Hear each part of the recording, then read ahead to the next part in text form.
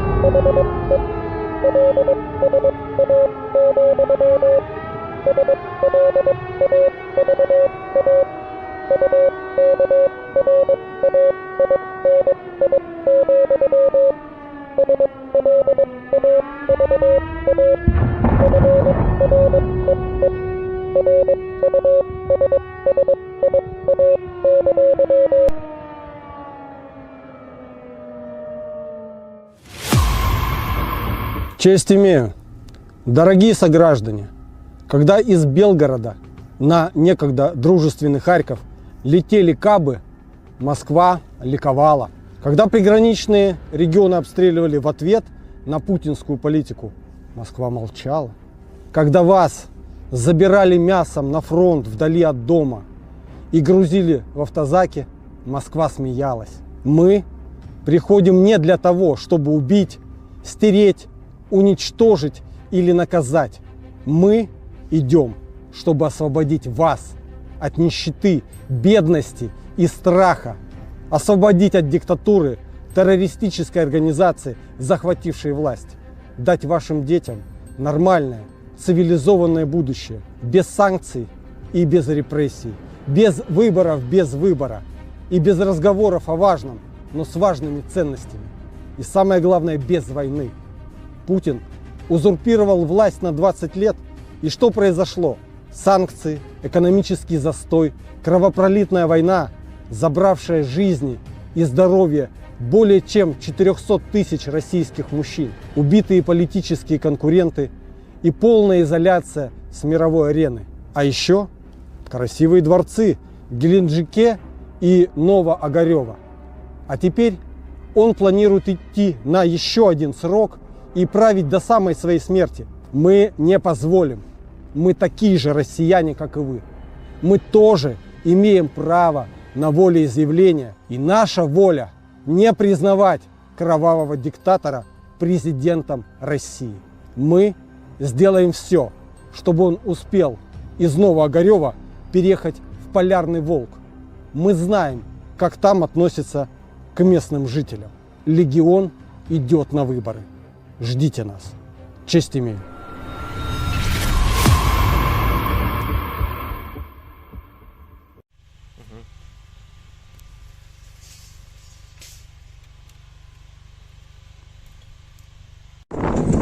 Yes. The Leaf Spring Army sends its regards.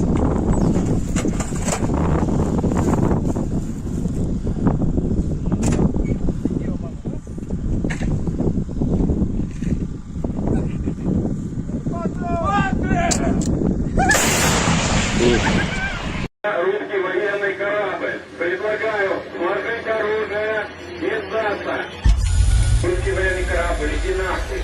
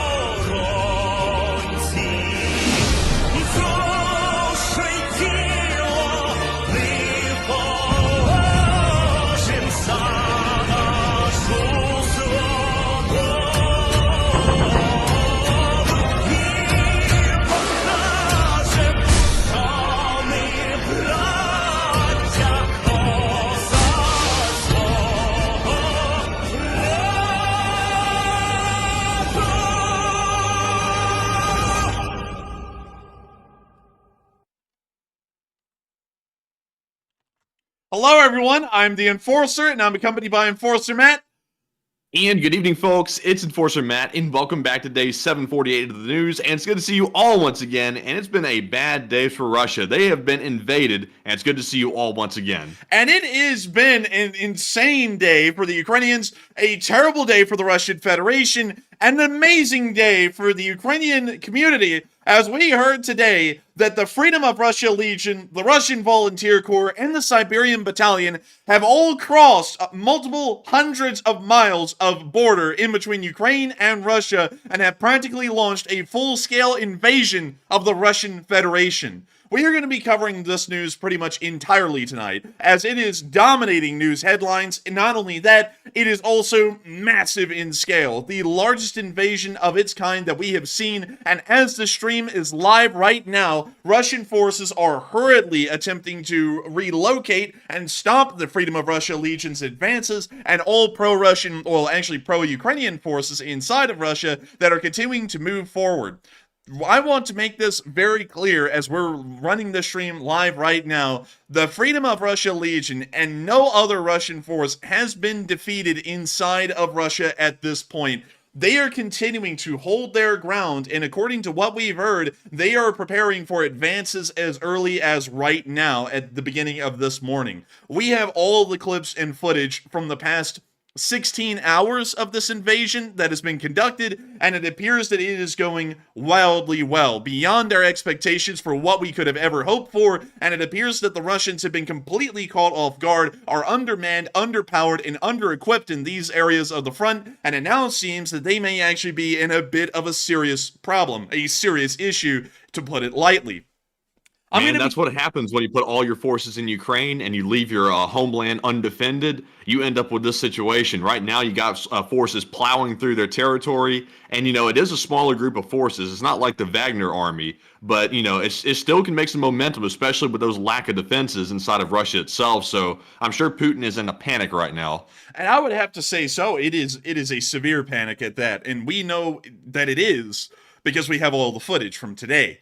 So really quickly, I'm not going to hype y'all up too much because the hype is not needed. The hype is here. I mean, the hype is just in the title that Russia is getting invaded and there's mass attacks everywhere, because there really is. From what we know on the public information that we have, the Freedom of Russia, Russian Volunteer Corps, and Siberian Battalion's front line spans all the way from the village of Veluki down here on the southern end of the Belgorod Oblast and goes as far north as the area of Kozino inside of the Kursk Oblast. This area is several hundred miles long, and if we were to whip out a ruler and just measure this thing from end to end, it is nearly a 200-mile wide front that is currently being advanced on right now by Ukrainian-supported anti-Putin forces that are made up of Russian nationals.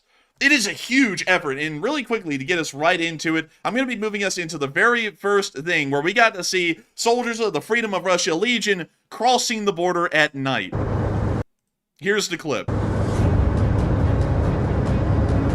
What you're looking at right here, while we mute the audio because it's copyrighted, is a Freedom of Russia Legion main battle tank, not a Humvee like the last attacks that occurred. It is a full-on tank crossing the border, waving a Freedom of Russia flag, and not only that, carrying Freedom of Russia Legion soldiers across the border with it. The implications of this are huge, because this actually shows that the Freedom of Russia Legion not only is an armed force, it is a heavily armed force, with main battle tanks now for support. While main battle tanks... I wonder where they got those from, by the way. Where'd they get those tanks from and all this fine equipment? It really makes you wonder, doesn't it, man? It really makes you wonder. Yeah. It's like armies don't become armed to the teeth out of nowhere. Like, someone had to help out. And also, another interesting thing is that we can see that this isn't the only tank in this single advance. There are another two in front of it on film, with the headlights on. We can see one way up there. We can only see the silhouette of it, made by the headlights refracting off the ground. But we can clearly see here that this is a pretty modified and souped-up T-72 of some sort. Maybe a T-72EA, maybe a T-72B, or something along those lines. But certainly showing that the Freedom of Russia Legion is not a light infantry force like we used to see last year. The Freedom of Russia Legion has actually evolved into a full-on mechanized or even armored brigade, and now has a large amount of armor support to back it up. This is the end of that clip right there, but that was the first clip that came out showing the Freedom of Russia Legion crossing the border. They then immediately advanced onto the small border town of Tetkino and were able to capture it today, showing some very interesting results of what came out of this battle in between the Freedom of Russia Legion and the Russian forces that were inside of Tetkino. This was approximately 18 hours ago at the break of dawn yesterday, and we got, well, yesterday in Ukraine's time, today our time, but we saw here that the Freedom of Russia Legion started obliterating Russian units that were on the very edge of Tetkino. That right there is an actual Russian armored vehicle, something along the lines of a BTR, and the Freedom of Russia Legion is about to obliterate the thing. Right there.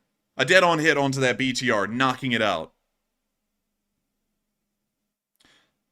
We can see a subsequent explosion once again on top of that BTR in an infrared camera.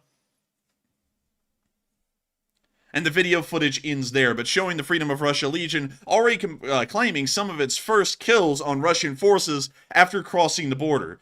After that, we also got to see that there was another little interesting result here, as we got to hear the sounds of gunfire, giving us an idea that while the Russians did go pretty much into retreat after a small amount of time, we believe it was around 2.5 to 3 hours that the Russian border guards held and then immediately retreated from the area around Tetkino, we did get to hear the sounds of some heavy firefights happening either inside the village or right outside of the village as the border guards of the Russian Federation and the Freedom of Russia Legion began to engage each other to see who would control the town. Of course, the Freedom of Russia Legion would end up winning this battle and capturing Tetkino.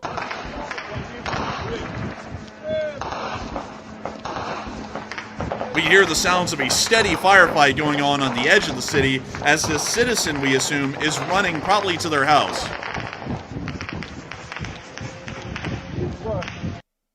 That's the end of that clip, but not long afterwards, we were able to get confirmation that the Russian border guards had routed from the town and had left it under control of the Freedom of Russia Legion, showing that the Freedom of Russia Legion has now captured Tetkino and Popovo Lizachi. That is one thing that we are able to confirm at the moment. We're not going to be saying exactly how far the Freedom of Russia Legion, the Russian Volunteer Corps, or the Siberian Battalion has been able to make it inside of Russia, as that is more of an operational security thing, and we want to maintain some operational security as best as possible, but we will tell y'all what we have been able to confirm and what has been massively circulated across the internet today, including this little clip right here, showing some Russians apparently picking up from their posts. These are the border guards of the Russian Federation, picking up from their posts and legging it out of there, just going into a full sprint.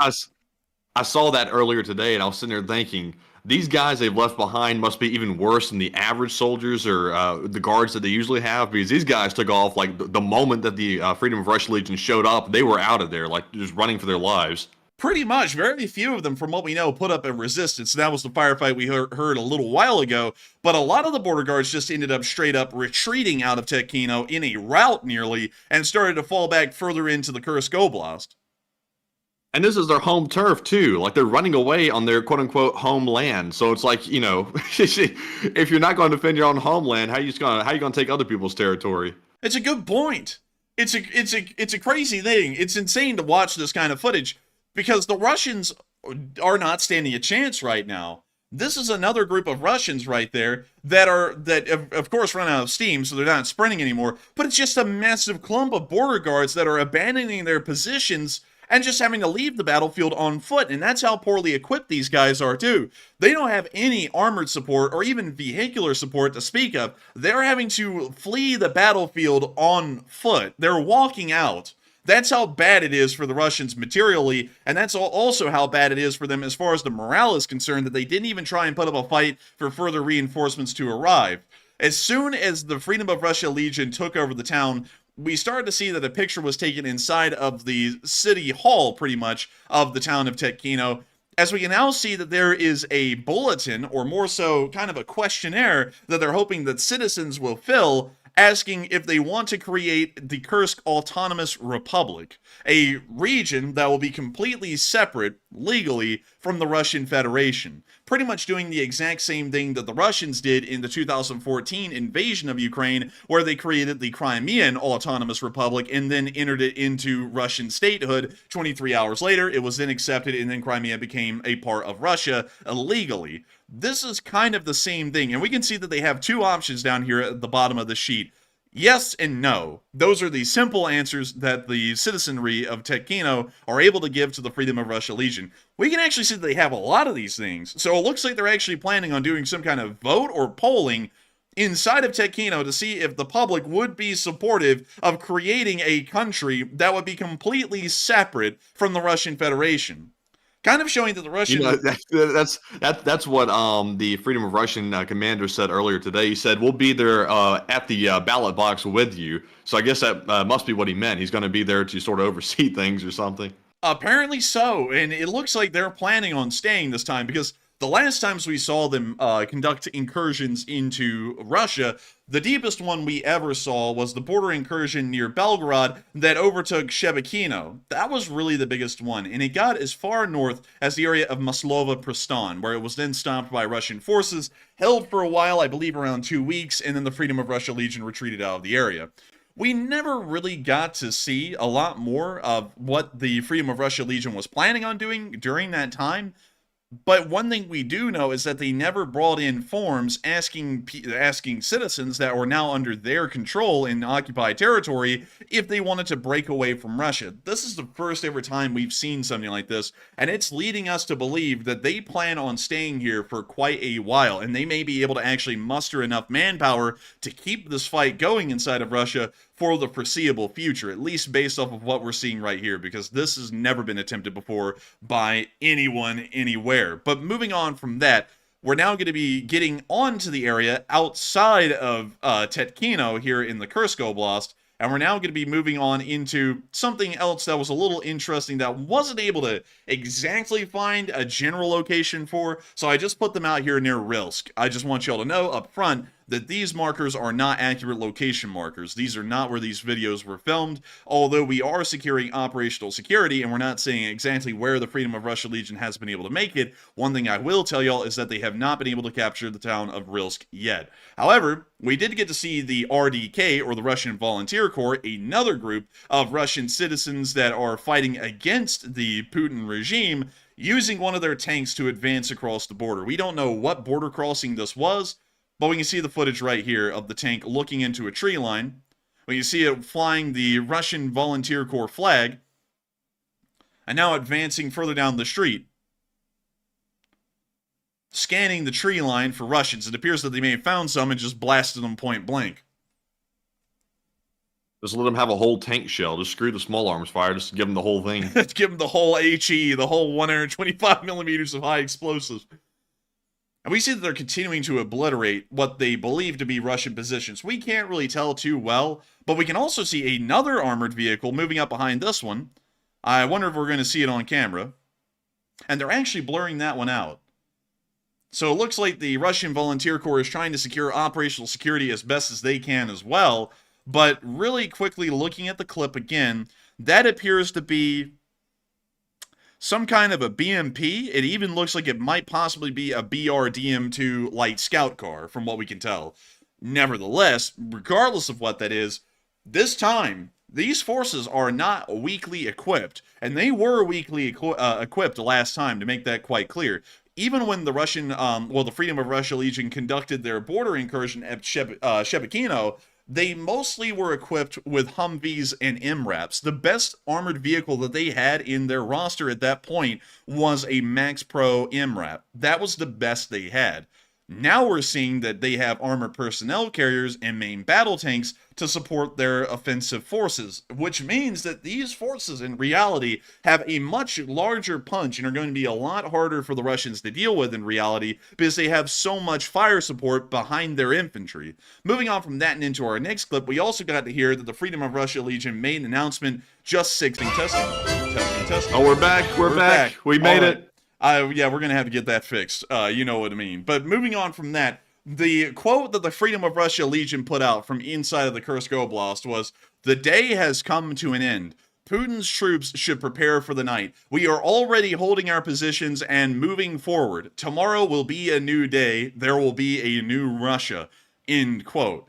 Showing 6 hours ago, which is a big deal because around I believe it was 8 to 10 hours ago, the Russians had actually made an official statement on the governmental level that all Freedom of Russia Legion, Russian Volunteer Corps, and Siberian battalion forces had been defeated decisively by Russian border guard forces and that the situation was completely under control. That is a flat-out lie. Just 6 hours ago, we got the confirmation that the Freedom of Russia Legion is still in the Kursk Oblast, still holding their positions, attempting advances in the night, and are planning on continuing even more advances as time goes on into the next day, showing that this time they mean business, and they are actually going to be creating a serious issue for the Russian Federation going forward over these next days and weeks. Moving on from that and down into this area around Sudza, we also got to hear about the Siberian Battalion telling Russians not to vote. From what we've been able to find, the Siberian Battalion is currently fighting in the Kursk and Belgorod Oblasts simultaneously. It appears that the Siberian Battalion has been broken up into several different pieces, most likely different companies, and has been attached to a joint command shared in between the Freedom of Russia Legion and the Russian Volunteer Corps, giving them a unified command, and not only that, further streamlining the, I guess you could say, anti-Putin coalition in their efforts against the Russian Federation in force of arms. But here's the clip of this Siberian Battalion soldier telling Russians not to vote in the upcoming election and to instead pick up arms and fight against the Russian government. And one other thing I want to show y'all is that there's something very interesting on this guy's shoulder that is a little more on the nose than it was in prior border incursions. A Ukrainian flag. No, that's pretty straightforward. That gives it away.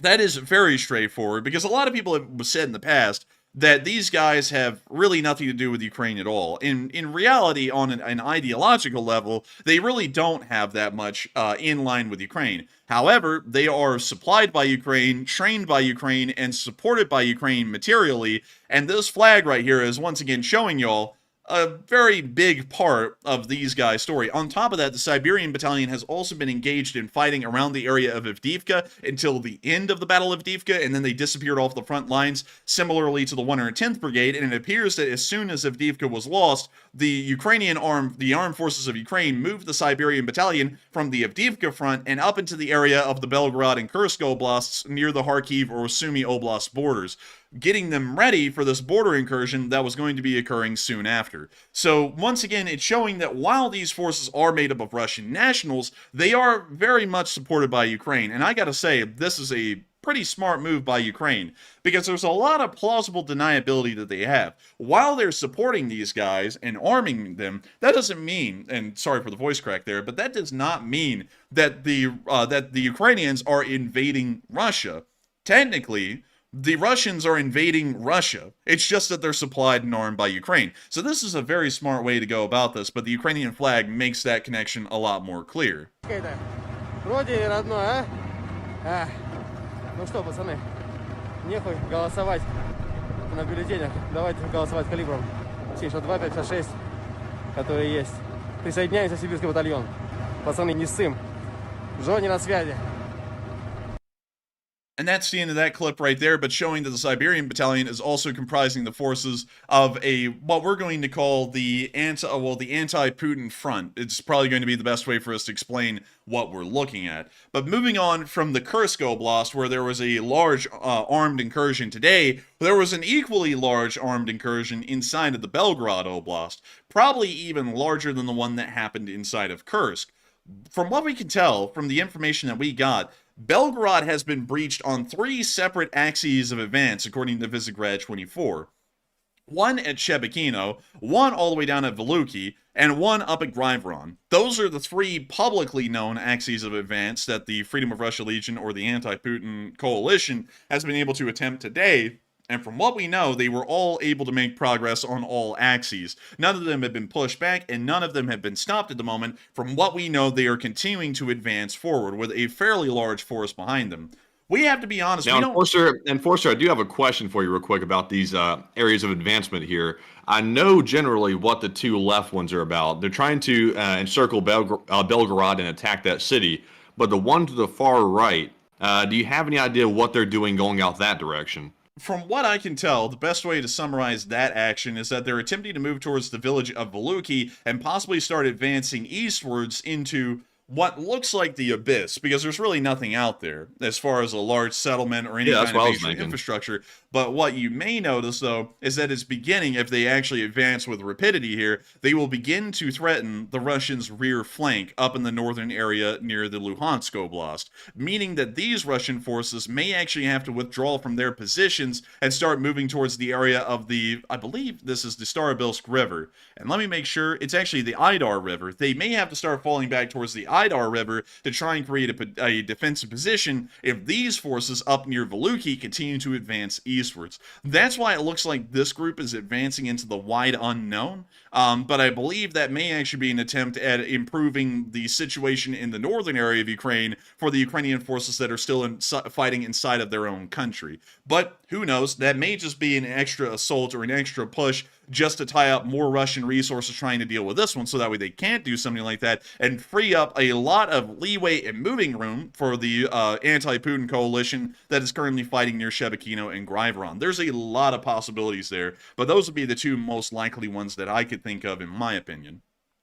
Yeah, I was thinking my only hunch as to what that far right unit of soldiers was trying to do by going out and sort of like the abyss out there and not really encircling Belgorod was maybe to try to confuse the Russians or throw them off and maybe make them think there's more forces going out that direction. So maybe they'll try to redirect some of their defense forces over there toward the east.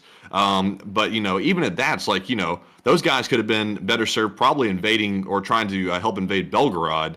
But, you know, there must be a method to the madness, because clearly this has been in planning for months, because these guys clearly have a strategy going on. They clearly do, and I would have to say that this is most likely going to be some kind of an advance towards Voluki and then further east, like I was saying earlier, possibly to improve the Ukrainian frontline situation. And maybe, because one thing I do have to say, and I believe that this is fairly clear at this point, and something that I can say with a decent amount of transparency, is that the Freedom of Russia Legion, the Russian Volunteer Corps, and the Siberian Battalion have fallen under the armed forces of Ukraine's command in the past, and while they're operating as Russian nationals on their own bequest at this point, there is probably a larger Ukrainian grand strategy that is being tied into their actions at this moment, trying to divert Russian resources from the Ukrainian war and on into their own home turf, and not only that, possibly to improve the frontline situation for the Ukrainians in the northeast without having to invade Russia on their own. It's a fairly decent strategy, regardless of what it is,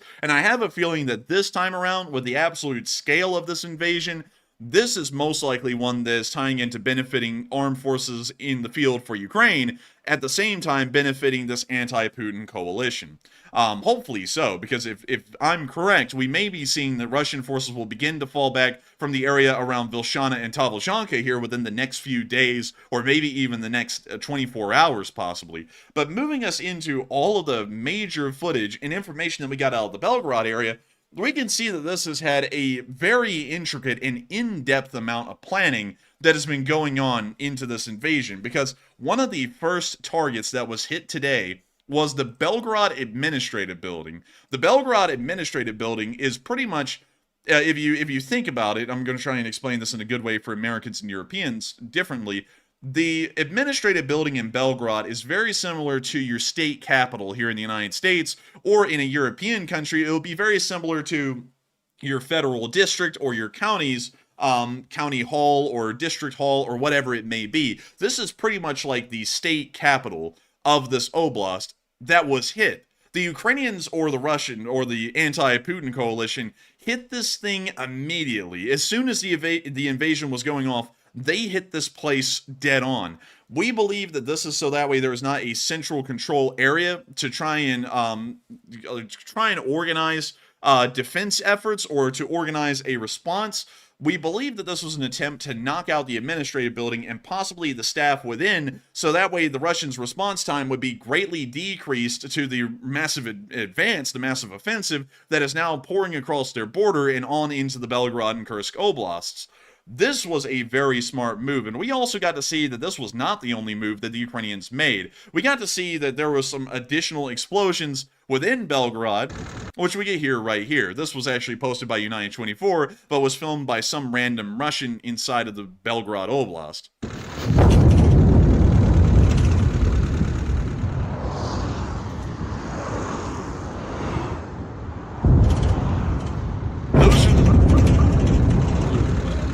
Those are the sounds of explosions that are being conducted by Freedom of Russia Legion artillery. Anti-Putin coalition artillery. They're not just supported by tanks and armored personnel carriers, they're supported by artillery units that are connected to their command. These kinds of revelations, I cannot stress enough, are huge. They went from last year, when we saw them conduct the border raid at Shebekino in around the same time of last year, they went from being a literal group of guys with some AKs, Humvees, and some Max Pros, to now they have tanks, armored personnel carriers, artillery, and probably air defense that we have not seen in operation yet. This is unbelievable on every single scale. It is a true invasion of Russia by every scale of the measure. They have all the means to conduct an offensive war at this point that they did not have in the past. Artillery, tanks. I guess the first time that they left Russia and they sort of withdrew because they knew they really couldn't pull it off because they didn't have enough equipment, they went back to Ukraine and also said, hey guys, I don't think we're going to be able to pull this off with what we got. Can you give us a little bit extra? And Ukraine said, yes. And they gave them everything. You know, I think honestly, Matthew, what was happening last year is that they were moving into Russia and they were trying to figure out how strong the Russians really were and what they were actually going to need so that way they could tailor their forces in the future to fit the exact scenario that they would be fighting under. Because think about it, what they were doing last year was no real incursion. It was no real invasion because they didn't really last that long and they were so lightly equipped that dealing with any Russian unit, even if it had a BMP, would have been fairly tough for them to pull off. I think what they were doing all throughout the war so far is that they were trying to move around Russia, conduct incursions in different areas, test the Russian response time, how long it would take for reinforcements to arrive, how strong their forces really were, and figure out all of that stuff so they could figure out what kind of a time window they had to deal with once they crossed the border and what kind of equipment they would need to have to be able to pull this off successfully like they are right now. I think that's what it was, because this is a massive ramp up from last year. It's not like they slowly kept adding stuff to see what will work. They literally went from a recon force pretty much to a full-on armored brigade with artillery support and probably air defense as well tied in. That is a massive step up from what they were in the past. If that was what they've done here, and they decided to go back and regroup because they basically tested Russia's defenses and saw what they needed, then that was a very good strategy, because they could have, like some other groups might have done, just gone in and become martyrs for the cause and basically went down with a fight, but ultimately got defeated. But instead they did the smart thing, withdrew, and went back and got more support to come back for a actual attempt this time. This time it looks like they might have some momentum behind them, so I'm hopeful about this one. I would have to say so. And also, a lot of people are asking a question that we don't really have a good answer to. And I want to make sure to answer this so that way no one throws in a super chat or a question later asking about this, because this is something that I have to clearly put out front. We don't know. A lot of people have been in the chat right now asking, how big is this anti-Putin coalition? We don't really have a good idea. The last time we heard about the anti-Putin coalition, including the Russian Volunteer Corps and the Freedom of Russia Legion, they were maybe about a battalion strong, around 800 to 1,000 guys strong. This year, with the scale of the invasion, the amount of support they have in artillery and armor, we have no idea. We would have to believe that they are bounds larger than they were last year. I would assume probably at least a brigade strength unit, or smaller, or maybe even larger than that. I would assume, however, just based off of the absolute width of this front and also the amount of equipment that they have, they are probably structured into a brigade-sized unit. But even then, a front this wide is very difficult for a single brigade to undertake. Usually, especially in Ukraine, we would see entire divisions covering an area of a front this wide. In fact, if we were to take this, it's a 200-mile wide front as the crow flies in a straight line. If we were to put that into Ukraine, into the same perspective, there is no area of the Ukrainian front line across the entirety of the eastern part of the country that is that width. And there are hundreds of thousands of soldiers on both sides fighting along this area. So we would have to assume that this group that is being used right now has to be unbelievably large, at least a brigade, maybe 2 brigades, but we still have really no idea, and I'm basing that just off of the width of the front line and the amount of armed action that we've been able to confirm on film that has come from different places across the Russian border. But moving on from that and into the real gravy, pun intended, because the Freedom of Russia Legion took a town called Graveron today, or Griveron, but we're going to be moving down here to this area because we got to hear the sounds of heavy fighting around this village as well. Here's the clip.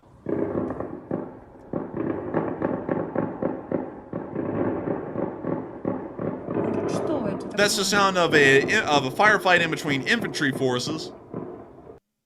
And that's the end of that clip. But nevertheless, once again giving us the sounds of war, and we know, without a shadow of a doubt, that this is a fairly big deal. On top of that, another interesting thing, we have not geolocated this clip in particular, because it says it's in occupied Belgorod, but one thing that is really interesting, though, is that it appears, at this point in the clip, there's a fairly large and used highway of some sort right there. We have no idea where this is. So this may be in Shebekino, this may be near Griveron. We did not really geolocate this. We know it's in Belgorod. But wherever this is, it's actually looks like a fairly populated area of Russia on the border. So this may be showing that they've pushed farther into Belgorod than we originally anticipated.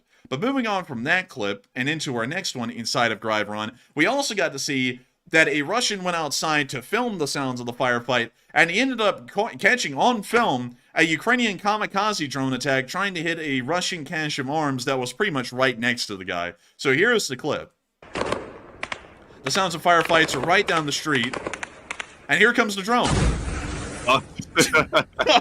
Damn. You know, that guy actually just stepped outside of his house when that happened. He stepped outside and started recording like, Bliat, what's going on outside the door, Bliat? And then the drone comes swooping in out of nowhere and smashes into his building. Why the hell does this look like a movie cutscene or like a video game cutscene? He like just comes outside, looks straight up at the drone, and watches the thing like fly in like a little glider, just slamming into the side of the wall and exploding. Look at this. It's crazy looking. Oh my lord. It like really picked up speed like right in the last 10 feet before hitting the building. It like sped up really quick. It went like warp speed into the wall. Like that thing turned into an armor penetrating round. But with that, that's the end of that clip, once again showing another interesting fact that these forces are so coordinated, they're not using DJI Mavics as drone support. They're using purpose-built drones that are meant for deeper strategic strikes on Russian forces. So once again showing that there's a large amount of planning and a large amount of supplies that went into this attempt. Moving on from that and into our next clip, we also got to see the Russian Volunteer Corps once again entering the country with tanks. This is being filmed by a Russian citizen somewhere along the border region. And there it is right there. That is a Russian Volunteer Corps tank. It appears to be a T-72B. I wonder if they're happy to see them there at this point. Is this something the civilians want to see? I wonder. That's a good question. Also, wait a minute. Did I catch that right? I was trying to see right here if there's a cross on the side of that tank, and I cannot tell.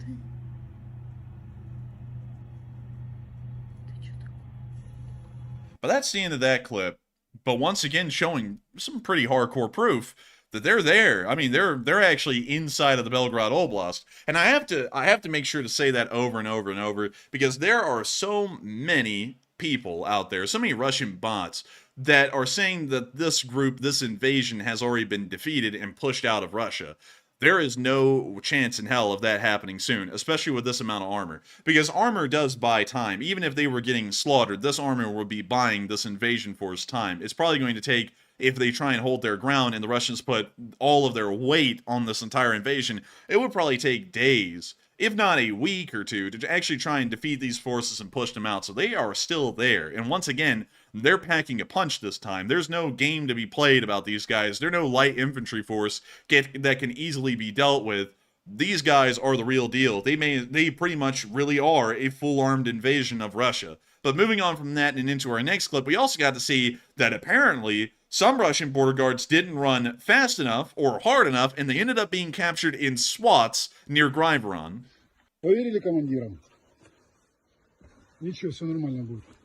Не убивайте, пожалуйста, я даже не стрелял. Да никто тебя не убьет, дурак, не ссы. And that's the end of that clip. But once again showing things are not going good for the Russians. It's unbelievable, really, because it was unbelievable last year when they conducted the border raid at Shebekino, and I honestly said back then that was probably the last of their attempts because it can't get much larger than that. Maybe they're just going to do little probing attacks here forward that are smaller than that in size. And now they are conducting a multi-pronged advance into two separate oblasts over 200 miles of front line. And not only that, they're overrunning Russian border guard forces so quickly they're taking prisoners and they're rounding off the field. This is something that we've never seen before over the course of the entire war. That is not an attempt to try and make this hyped up. That's not an attempt to try and make it sound like it's amazing and it's exciting.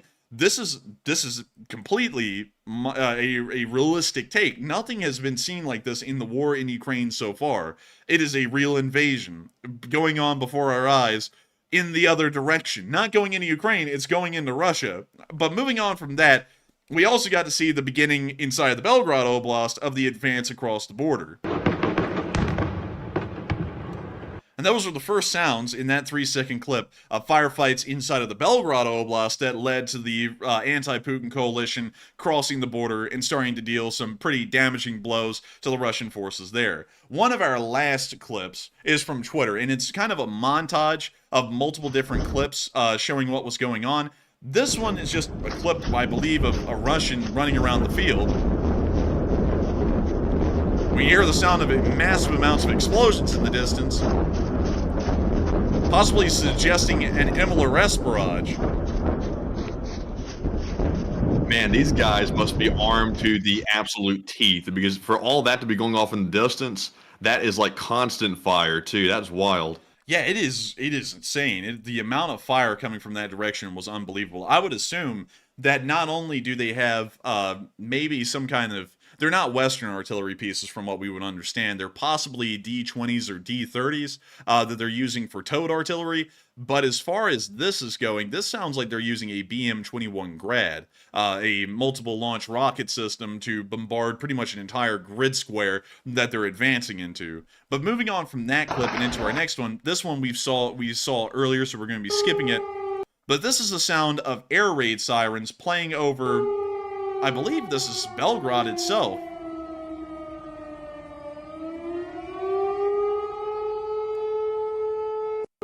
Moving on. Man, that's the sound of progress, I'm telling you. That is the sound of Russia realizing that things are not going their way any longer, and they're probably not going to go their way for a while. Probably for an incredibly long time. But moving on from that and into our last clip, this is one we've never seen before. This one is of a Russian citizen looking off into the fields. And I believe they spot some anti-Putin coalition soldiers in the fields, if I remember correctly. Yep, there they are, right there.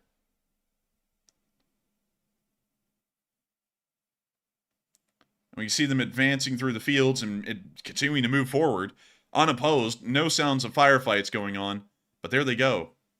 And they're on a mission. Wow, they got some speed behind them. They're like, they're jogging in there. Yeah, they're scooting. I mean, this is an entire squad. But that's the end of that clip, and once again, proving that they're in there. I mean, I can't say that enough. They are truly in there right now. They are in Belgorod. They are in the Kursk Oblast up in the area of Tekhino. They're advancing even deeper into Russia. It is a serious ordeal. I mean, this is actually an insane thing that's going on. And on top of that, the day before, there was another drone attack or another air attack that was occurring on the town of Belgorod. And we got to see the presence of Russian anti-aircraft working in the area, trying to shoot down the incoming Ukrainian drones. We believe that these drone attacks that occurred 48 hours ago were a softening attempt on the Russians before this offensive actually began. But things got no better for the Russians, no matter where they were, even if they are off the front lines right now inside of Russia and they're 100 miles or 200 miles or 300 miles away, things were just worse and worse and worse today for the Russians. But one thing I gotta say is that there has been so much talk out there in the world about this invasion that's been conducted and what it's going to mean, what's actually going to come out of this. It's the biggest one we've ever seen. It is the most severe one we've ever seen. They are heavily armed, heavily equipped, well-trained, trained to a Western doctrinal standard, which is a very high standard, and we assume that they are inside of Belgorod and Kursk with the goal of removing Vladimir Putin. That's really their end goal of this. It may seem like they're on a smaller level, trying to create the Kursk and Belgorod autonomous republics, but beyond that, there is a larger picture here. The Freedom of Russia Legion, the Russian Volunteer Corps, and the Siberian Battalion have all made it quite clear that they are looking for the dismemberment of the Russian government and the removal of Putin from power and the installment of a new, modern, and democratic government that will lead Russia into a bright and prosperous future. That is what all of them have said. And a lot of people are believing that this invasion may go on for a very long time and may continue to push deeper into Russia, or it may be over in only a matter of mere days.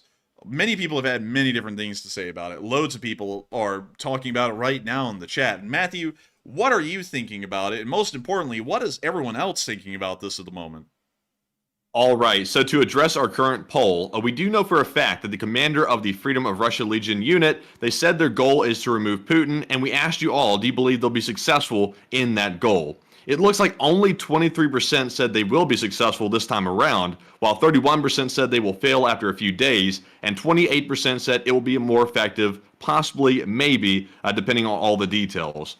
And in my opinion, with this time around, I think that it has a better chance of being successful, but to say for a fact it's going to actually work and they're going to remove Putin, and that is a very, very lofty goal. That is as extreme as you can get when it comes to unseating the Putin regime, is getting rid of him himself. I'm not really sure if I'm ready to say that will be a success altogether, but I have confidence that they'll at least cause destabilization inside of Russia and cause them to maybe have to take some forces off the front line to come back to Russia to defend the Russian mainland. That to me is a bigger advantage, which is distracting those Russian soldiers fires to give Ukraine an advantage on the front line to push on back those Russian forces back closer to Russia. So I'm with the 28%. But Enforcer, what say you? I would have to say, and this is such a hard decision because everyone's got a good point right here, and most of the time, no answer is wrong.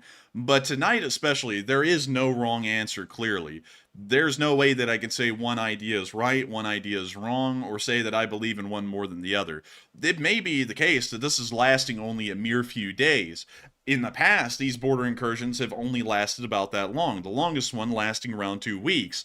But that was when they were a light armored force. Nowadays, they are a heavily equipped armed force that appear to be a brigade-level unit, or even larger than that, advancing over multiple different axes through 2 different oblasts, something in which we've never seen before over the course of this war.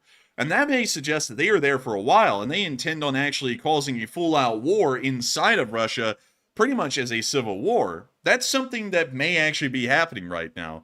And I've got to be honest with y'all, I'm going to have to be a little undecided on that one because everyone is putting in a really good answer tonight. We don't know what is going to be coming out of this. But one thing we do know is that this is, and I've said this so many times, and it really is because this news is unbelievable. This invasion is the likes of which that we've never seen before. It is a 200-mile wide front line from the very southern point to its most northerly point. And we are seeing that they are continuing to advance as of right now. We believe that the Freedom of Russia Legion commander is the one who has been given supreme command of all anti-Putin coalition forces, and it appears that according to his statement, they are going to be continuing to advance deeper into Russia as of right now and leading on into today. This is not ending at least as far as the next 24 hours, and based off of how quickly the Russians may try to respond to what's happening here, this may take days or weeks to try and quash, or at least make them believe that it would be best for them to withdraw back into Ukraine. This is just an unbelievable thing, and we have no historical precedent to work off at this moment. We have no information to work off of. We are watching a brand new page in history being written right now. We have absolutely nothing to go off of at the moment on a historical precedent to explain or talk about how this is going to go down. And even based off of prior incursions by the Freedom of Russia Legion and the Russian Volunteer Corps, those are not even applicable to the scale and sheer force that is being applied by those 2 groups and the Siberian Battalion at this very moment. But with that, I hope we got to talk about the overall view of what's happening down here on the border the best we can.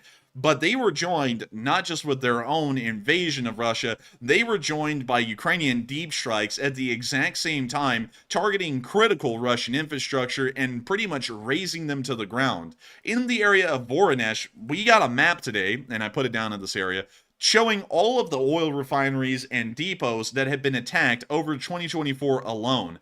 An incredibly large part, an incredibly large amount, mostly within Western Russia, where most of Russia's refining and enriching capabilities come from to create usable gases and fuels out of the raw oils that they pump out of Siberia and then transport here into the West. We believe that this is most likely going to start knocking out a lot of the Russians' abilities to fuel their armed forces and also fuel their economy, which has been holding on, but barely. Inside of the town of Oriel, we also got to see another oil depot getting struck by a Ukrainian drone strike today and catching on fire rapidly. Here is the short clip that we got showing the oil depot in Oriel on fire.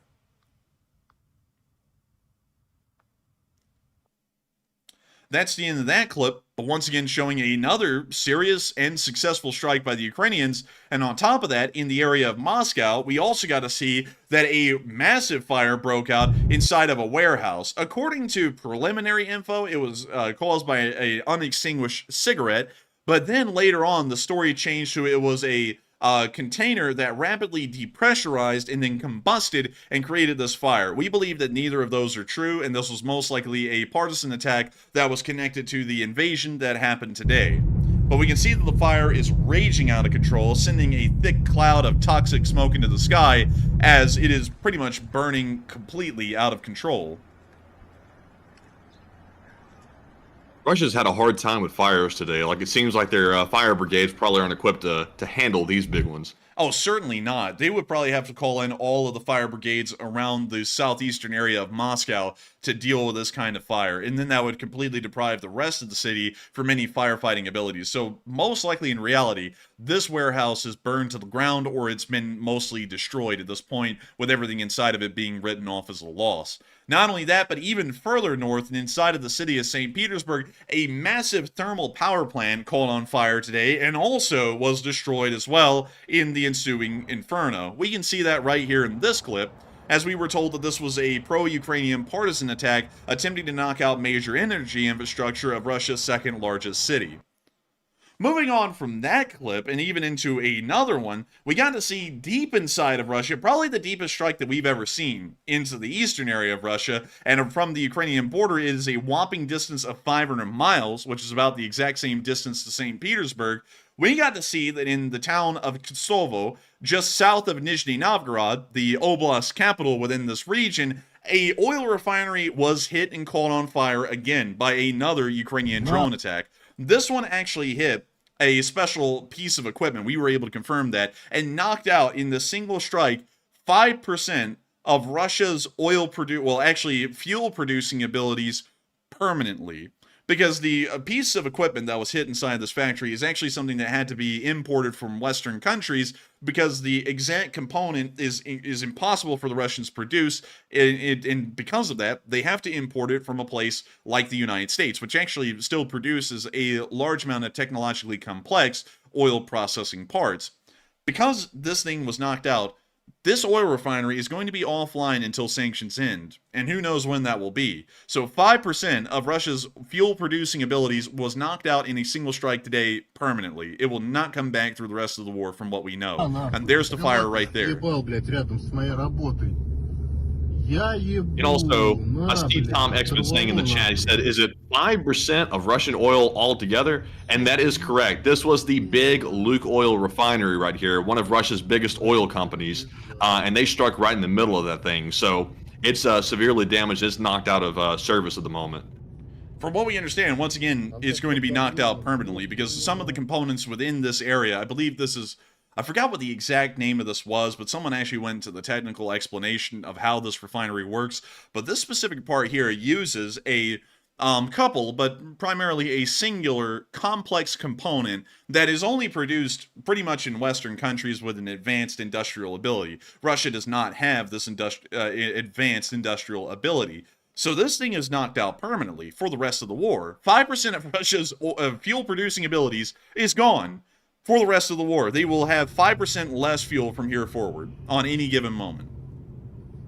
And really, the world's better off anyway, because that Russian oil was junk in the first place. And no, who really needs that stuff? Like, Russia doesn't need it. Certainly not. They need to start losing, and this is going to help them to lose a little quicker.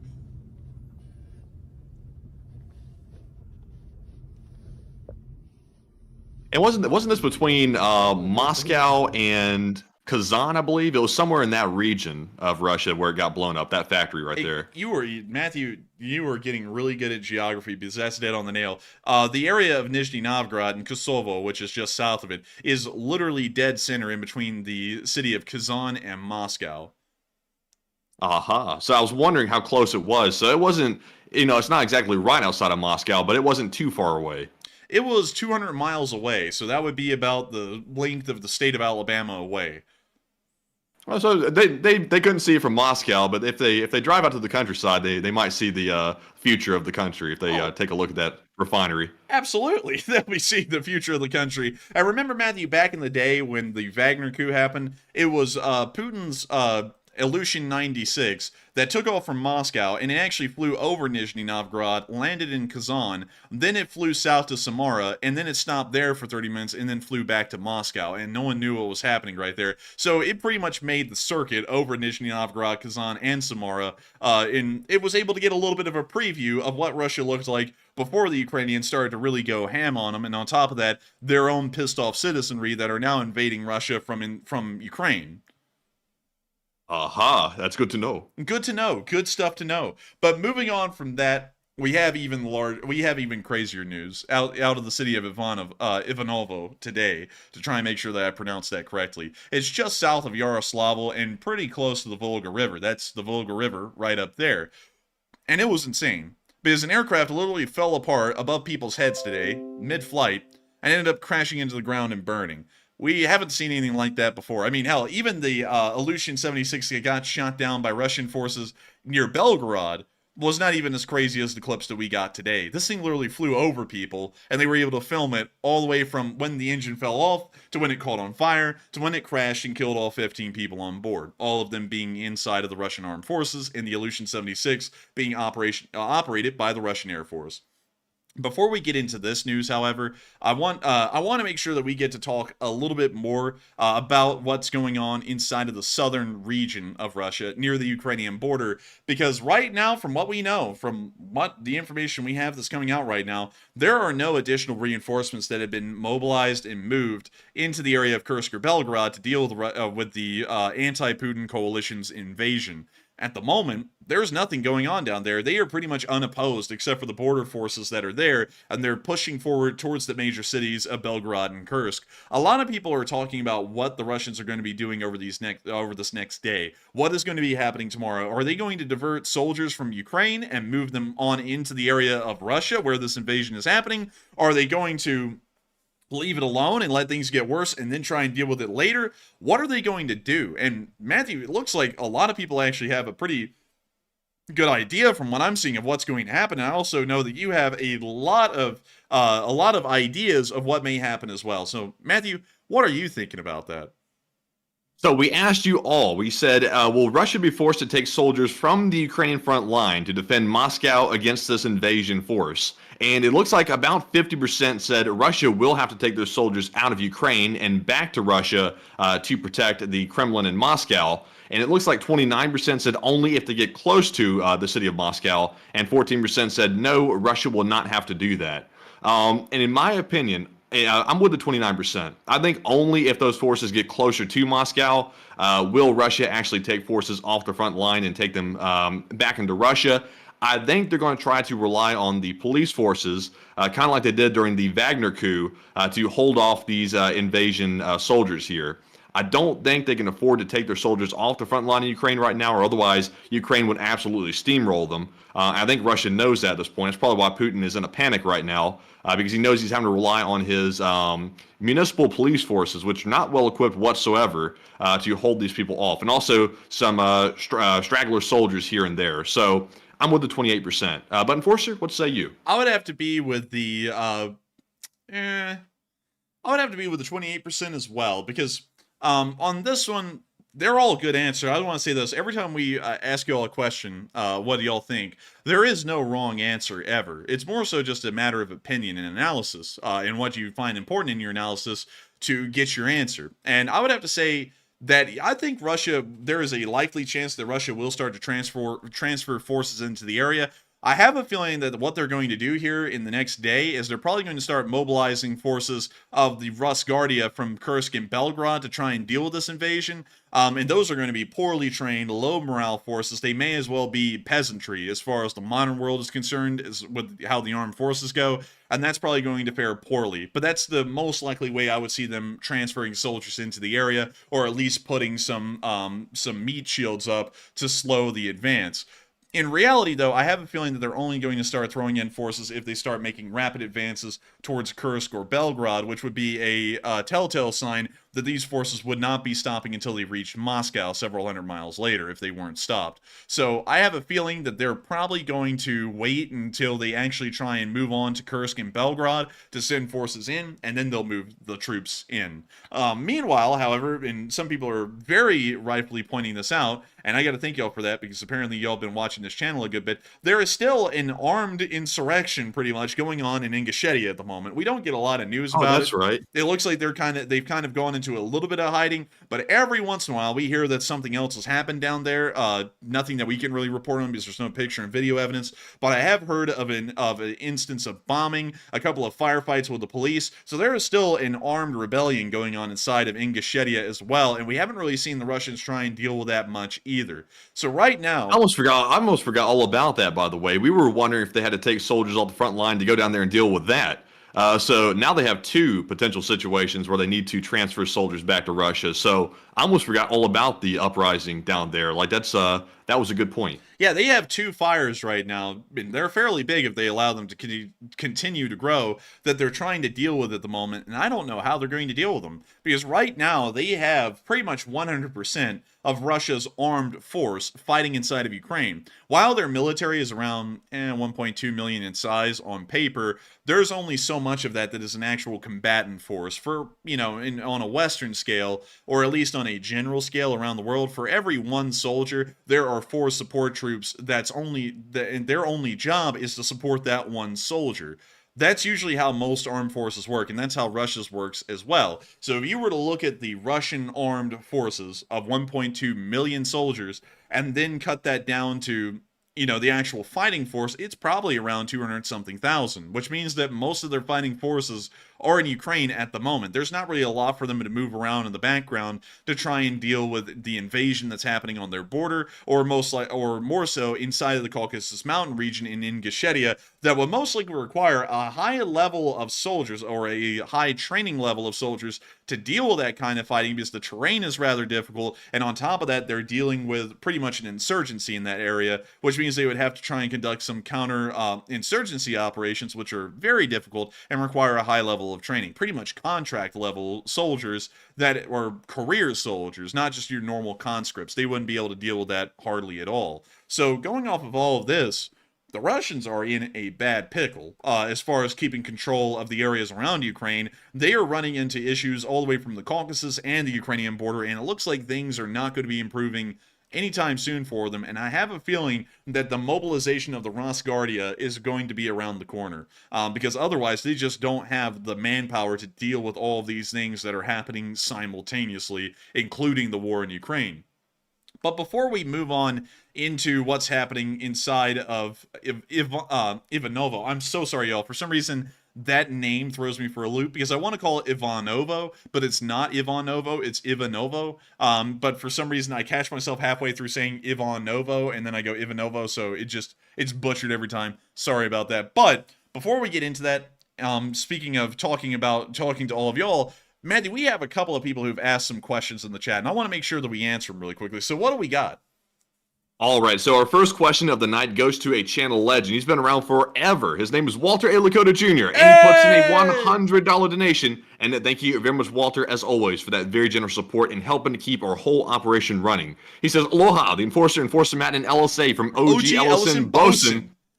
And he says, it seems these militant groups are creating a distraction in Russia's weak areas. And fun fact, quarantine comes from the Italian quaranta, which means 40. And nautical, orders to helm, means repeat last command. Interesting. I did not know that. And Walter A. Lakota, you're sharing with us a lot of technical naval terms these days, and I thank you for that. Really cool. By the way, y'all, many of y'all are new here tonight. There's 9.5 thousand people here right now. Walter A. Lakota is a channel legend here. He's been here for a year and a half at least, a little bit longer than that. And he helps to support this channel, and also he is a merchant marine as well. He's serving on a merchant marine vessel right now. So we wish him the best of luck. We hope you're safe out there, Walter E. Lakota. And thank you for sharing that really cool little naval fact with us. That is incredibly neat. And that's really cool to know. It's also an Italian term, or more so Italian-based. But moving on from that, it does seem like these groups are attempting to make distractions. And once again, to tie this all together into a big picture, the Ingushetia Liberation Army in Ingushetia, the one conducting the armed insurrection down there, is supported by Ukraine. That's not anything that I'm just coming up with to make a conspiracy theory here. It's officially recognized to be a Ukraine-supported organization, because it was made out of Ingushetian expats inside of Turkey, and was supported and backed by a member of the Ukrainian Verkhovna Rada, meaning that this is a supported group by Ukraine, and it is meant to be causing a distraction for the Russians to try and deal with. Some people find that to be a bad thing, but in reality, you got to take every opportunity you can, and it's a smart move by the Ukrainians to start trying to kindle the fires of insurrection and rebellion inside of Russia, because it benefits them. It draws away Russian war materials from Ukraine and puts it inside of Russia instead. Far better scenario than they could ever look for elsewhere. And this invasion from the Ukrainian border into Russia, and the width of the front line that it's taking, is a massive deal. The Russians are going to probably be forced to respond to this at some point, because it is such a wide front and is making such progress and is so well supported at the moment the Russians will have no option but to try and deal with this. Otherwise, it's going to be an unstoppable force that continues to advance as deep as it can into Russia. And the deeper they advance, the more Russians come under their occupation instead, and the more of them may join the Freedom of Russia Legion or the Russian Volunteer Corps and support them. On top of that, there is a large amount of Russian military bases that still have spare equipment lying around, like tanks, artillery, and ammunition, that probably will not be moved out if the Freedom of Russia Legion or the Anti-Putin coalition overruns it and takes it. That means that as the Anti-Putin coalition advances, they are actually going to probably get, in reality, better supplied, better equipped, and better off in terms of manpower, because they're going to continue to grow as they advance, unless the Russians try and deal with them and stop them right now. So going off of that, I would have to agree with you completely, Walter E. Lakota. This is one hell of a distraction, if it is one, or it is a full-on civil war that just started in Russia today in the form of an invasion, one or the other. But nevertheless, I got to thank you for the incredible amount of support, Walter E. Lakota, in helping this channel to keep on running. Folks like you make this channel possible, and I can't thank you enough for being an old guard of the channel, a channel legend, and not only that, throwing in an interesting maritime fact tonight, and also an astute observation that I 100% agree with. Also, really quickly, since we have so many new people here tonight, I feel like I have to explain really quickly how this channel works. Because some people noticed that Walter E. Lakota put in a super chat, which is where you throw money at the channel and it supports us and helps us keep this thing running. To explain that really quickly, because so many people here are brand new and I want to make sure that y'all know how the channel runs. This channel runs these live streams ad-free and sponsor-free. Y'all may have noticed getting on the stream there was not an ad, and y'all may also notice that over about the 3.5 hours that we're going to be running the stream, there's not a sponsorship in it either, meaning that the channel runs pretty much absolutely free. So the only way that we can actually support our channel is through super chats, which is through viewers like you.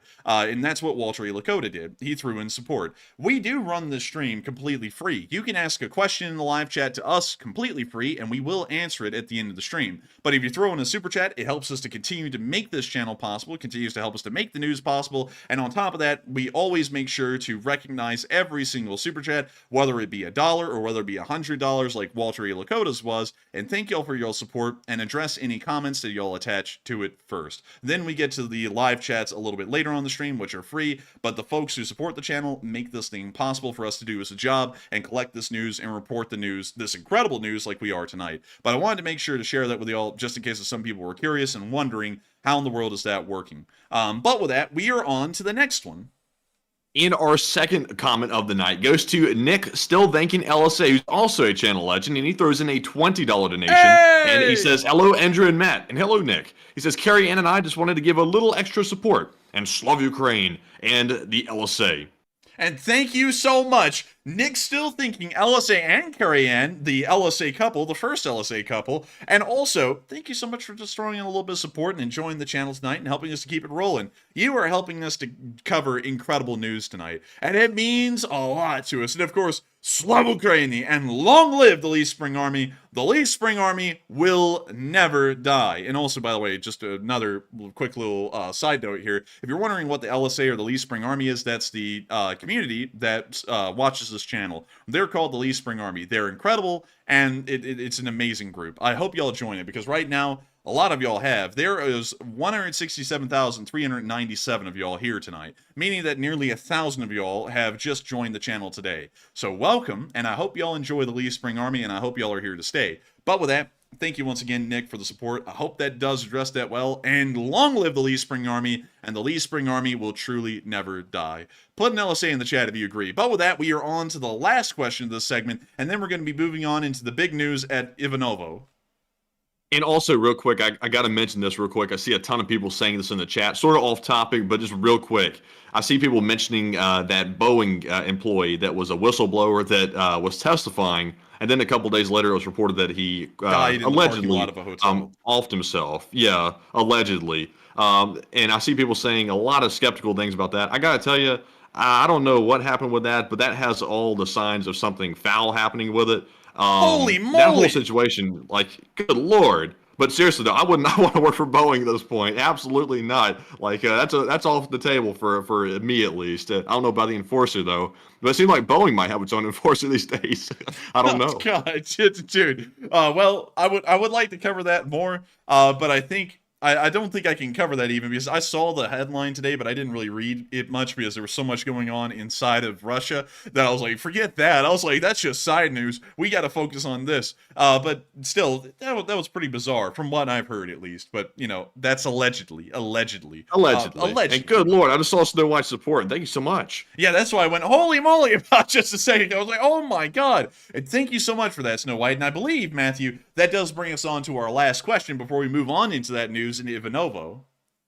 And the last one is going to go to Snow White, who threw in that $400 donation. Absolutely massive support, and thank you very much, Snow White, for that. They said, damn phone and damn tablet and damn laptop. All the electronics are screwing up, apparently. It says, I signed up for enforcer status on Patreon, and this is getting Ghetto 2 on me, Sofa King glitchy.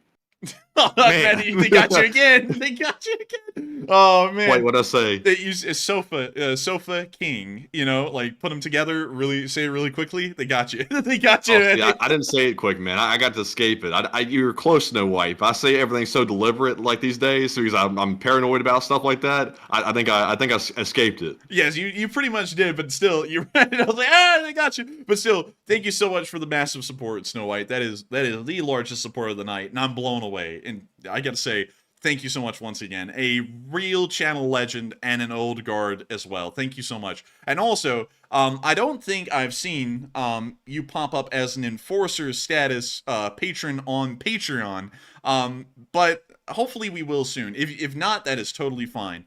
Because, you know, the Patreon is more so to support video projects if you enjoy those, like the one we put out today that got up, I think, to 130,000 views at this point. And yeah, it did, 125,000 at this moment. But nevertheless, regardless of that, I got to thank you for the massive support that you've thrown in tonight, Snow White, helping this channel to keep on running. Because that is unbelievable and incredible to know that you love the channel so much, you love me and Matthew so much that you support the channel and help us to keep this thing rolling so that way we can keep on putting out news like this. Hope the technological problems get fixed because sadly, sometimes things are wonky. For example, I had to dispute the charges on my card that I made on Sunday for the Sunday night fundraiser because they still have not gone through and were never registered. So I guess technology has its problems, especially here in the modern world with all the cyber attacks that have been happening on Western infrastructure from both the Chinese and the Russians.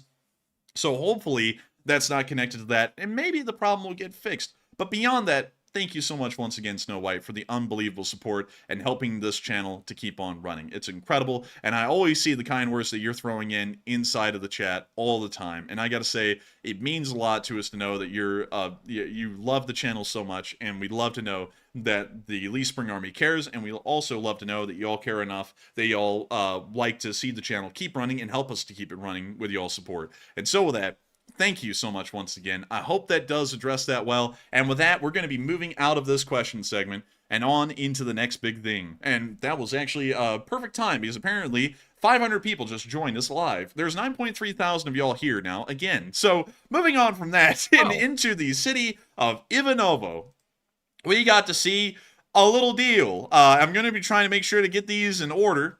Here we go. Yep. So this is the first clip in the order. So in the middle of today, while Russia's getting invaded, there's an armed insurrection going on, or an armed rebellion inside of Ingushetia. The Ukrainians are absolutely beasting on the Russians on the battlefield, and they're not making a single frontline advance. And oil refineries and oil depots across the entirety of the Russian Federation are getting hit by Ukrainian drone attacks. A Russian IL-76 was coming in for a landing near to the town of Ivanovo. In the process of doing so, one of its engines ran into a mechanical issue, which was a little odd. Not really, because the Russians run into mechanical issues all the time.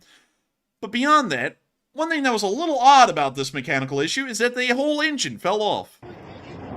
There's our IL-76 there, flying a little awkwardly, and we can also see a trail of smoke coming off of the inward left side engine. And then at the end of the clip, it just casually falls off.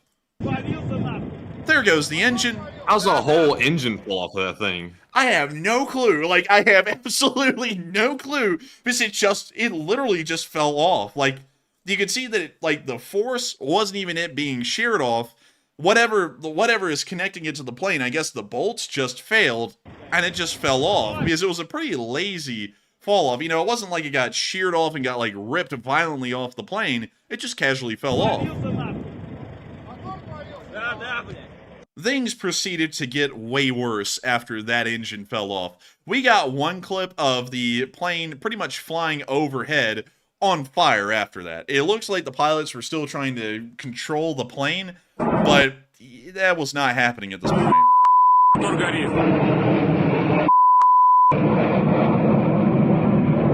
A little smoky.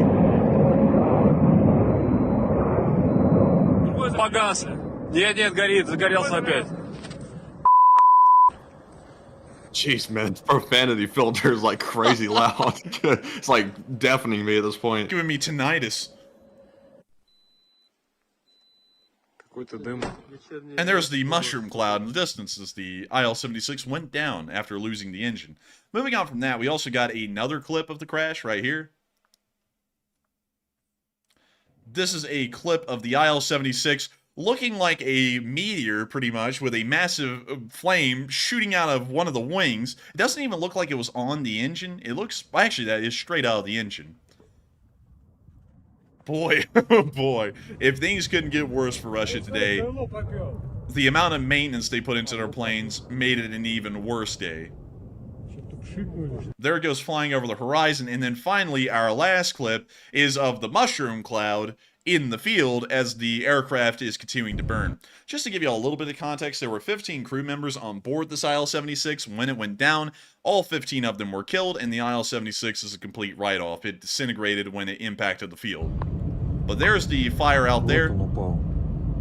Another IL-76 down, 15 Russians dead, and not a single lick of Ukrainian action was taken against the IL-76. It failed because of a lack of maintenance from the ground crews. It was so poorly maintained, the plane ended up having a critical failure and pretty much disassembled itself mid-flight. You gotta give it to the Russians. They're the only ones that can attrit their own forces that badly to where they literally just fall apart mid-air and blow up. But moving on from that, that is enough of Russia today. It's time for us to get on into Ukraine itself and talk about a little bit of what's going on down there, because the battles have still been going on, the fights have still been continuing, and the Ukrainians are still holding their ground and inflicting some pretty high losses on the Russians. One of the only bits of location unknown news we got today was that the unmanned ground vehicles that the Ukrainians have been prototyping recently are going to be entering mass production, and they have many different variants. They have a medevac version that can transport wounded soldiers off the field without putting loads of Ukrainian soldiers at risk trying to carry the stretcher of the wounded soldier. They also have another larger version of this. I believe this one is also amphibious as well, if I remember correctly. It has a little bit of buoyancy to it, but I'm not exactly certain on that, so don't quote me on that. We can also see another one here. This one is one of the bomb-equipped drones with the TM62 anti-tank mine mounted on top exploding. We can also see this one here. We saw a little clip of this one earlier in the past. This one is a machine gun mounted drone, which can move up into a tough to get to position for the infantry and pretty much lay down suppressive fire with its machine gun for advancing infantry units nearby to the vehicle. Moving on from that, we can also see one that is mounted with RPGs and a machine gun. Pretty much giving you the all-in-one wham shabam of the drone force, as this thing has a little bit of AT and a little bit of anti-infantry mixed into a singular unit, and also has a little cute trailer behind it to carry around additional equipment if need be. Yeah, I was about to say the trailer is a nice addition to that. It's like, what are they really gonna like carry in the trailer? It's like enough for like one box or something of ammo, or a couple of boxes. Maybe like a rucksack or a backpack or something. Maybe additional ammo for the RPGs and the machine gun. Maybe, but it's kind of weird. I mean, surely the children aren't gonna be riding in that. Surely. Oh hell no! It's absolutely not. Hopefully not. But moving on from that, we also got to see this automated machine gun turret, which is so cool because they gave it a little bit of a shroud pretty much over the machine gun. Looks pretty modern. Looks sci-fi even. Really nice to see. They also have a little RC car over here in the bottom left near it. Nice. Hey, that's pretty cool. They're just playing around near their automated machine gun. But moving on from that, we also got to see the machine gun turret without the shroud. So it's really just a PKP Pechnik with a shroud put on top of it. And that's what it looks like once the shroud is there. And then finally, we can see this. I'm assuming it's an automated turret. This thing looks to be a M2 Browning with a different kind of a muzzle attachment. I cannot tell what kind that is, but still, it is really neat to see that the Ukrainians are going to start mass producing these automated platforms. This is going to be giving them a massive edge on the battlefield compared to the Russians, especially considering that this will greatly reduce the casualties that will be faced by Ukrainian forces, as they're now having to put less infantry in dangerous positions. Moving on from that and into our Russian casualty report, the losses have been high today. Ooh, Bobcats, I'm telling you what.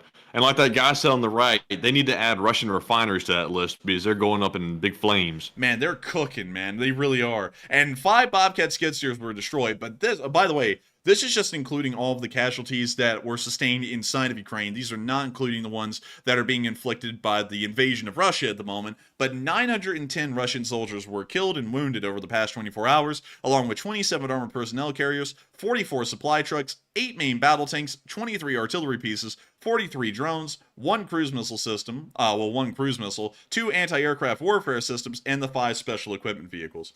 Overall, it was a very good day for the Ukrainian defenders. It looks like they were able to hold their ground from our frontline analysis that we were able to do earlier in the day, and not only that, the amount of losses that they inflicted once again showed that it's not due to a lack of trying. The Russians are still attempting to break Ukrainian defenses and front lines, but are failing in most areas, and are now having to deal with the armed rebellion inside of Ingushetia in the south, and also an invasion by a anti-Putin coalition on their borders, spanning 200 miles. The situation, as far as today is concerned, is looking rather grim for the Russian armed forces and the Russian government as a whole. But moving on into our northeastern area, we got to see a clip today from a Russian's smartphone. This guy ended up being, as the Ukrainians like to call it, liquidated at a later date, which was today, which is when the smartphone was collected. But on the smartphone, it had a video that the guy took showing the frontline conditions up in the northeastern area. Здорово, братья. Вот так вот. Находимся под обстрелом в Синьковке. Собираем автоматы. Ни один не работает, блядь. Все разъебало. Сидим в метре. Вдвоем. Вдвоем. На 1 метр. И одновременно копаем. Копаем, делаем, блядь. Автоматы, блядь, ебливые. You see the guys just complaining about Ни everything. один не стреляет. Эти нахуй. пидорасы нихуя не поставляют, нахуй, начальство наше. Ничего не дают. Ни воды, ни хуя. Ебать, я уже всю щетку стер, нахуй. Пиздец уже, короче. Какая-то жопа, нахуй. Ладно, Так увидимся. что, так что, пацаны, лучше на позиции не идите. Отнекивайтесь, нахуй, как можно. Открещивайтесь. Нехуй тут делать. Косите. Dang, what the hell was They that at like the the end? F word. Yeah, they like the F word a lot, but we can see that they hated life. The machine guns apparently do not work at all, neither do any of the guns, and it looks like they were just sitting there and waiting for something to happen, and it eventually did, and it ended up being their end. But moving on out of the northeastern area, as Ukrainian forces were successfully able to hold the entire front line today, it's now time for us to move on down into Bakhmut, where near the area of Mykolaiv-Kadruha, the Russians were hit by some drone bombs, and they appear to have been wildly effective, inflicting a decent amount of losses onto the Russian infantry in this area.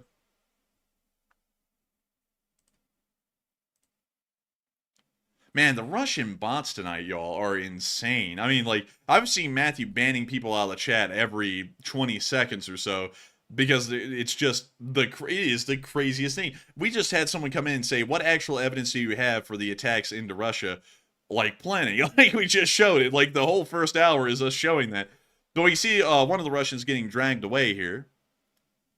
And also, I've heard Russia's put a huge investment back into their bot farms again to sort of like change the like tide of the information on the internet, and that's maybe why they're flooding in tonight. Because I've had a ton in here tonight, like at least 100. We've had a lot, and also that may come with just the increased viewership. Because even right now, there are 8.7 thousand people here live. It's one of the largest streams that we've had recently, and welcome to everyone who's new. I want to say that again, we are so happy to have y'all, and we hope y'all are enjoying our form of delivery of the news tonight. But we can see the Russians wheeling off some more of their soldiers that are a little bit tired. And there goes another one. Oh my lord, dude, there's so many of them.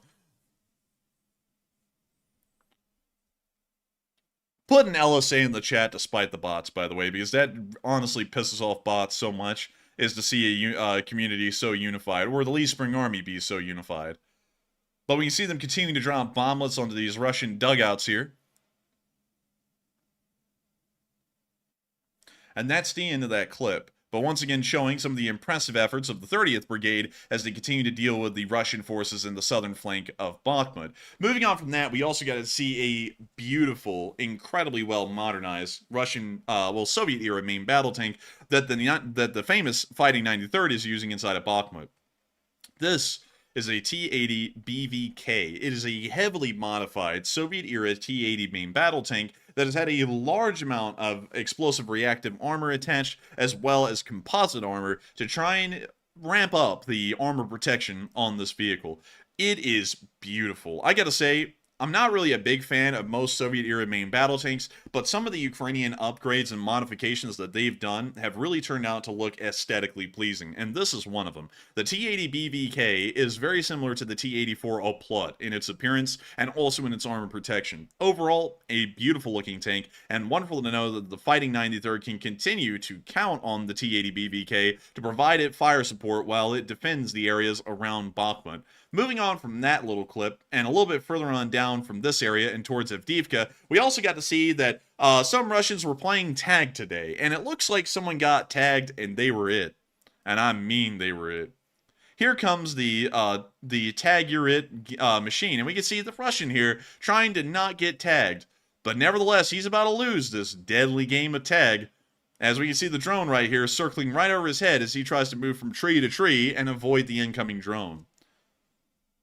And it looks like he's it. He just got tagged, and he's it. Moving on from that tree didn't help very much. No, the trees didn't help that much. You got to be scared when the trees start speaking drone, because that's when it gets the scariest. But we can see this next drone here finding another Russian to play tag with, or hide and go seek. It looks like he lost the game of hide and go seek, and now they're playing a nice old game of tag. And it looks like he lost as well. We now see a Russian in the open. He's obviously not playing hide and go seek. He is attempting to play tag outright, and it looks like he's forfeit his ability to whack the drone because he flung his massive stick at it a little bit early. You can see that right here at this part of the clip. There he goes, flinging the stick before the drone even got close, and now he tried to roll out of the way, but he got tagged, and he's it. We now see that drone tag a group of Russians and get them. They're now it. And this drone just appears to be casually flying around trying to find someone to play the game. It looks like they found him. He's standing at that tree right there, apparently oblivious to the drone behind him. And tag, you're it. Oh. But moving on from that clip and into our next one, we also got to see some more Russian infantry running through the tree lines. Tag, you're it. Here's another one. This is actually a group of Russian infantry moving down an open road, nowhere near a tree line. This was fairly stupid from the outset, as they're easily visible, especially with the shadows that they cast in the middle of the day. Pretty much makes them a very easy and very visible target, even wearing camouflage.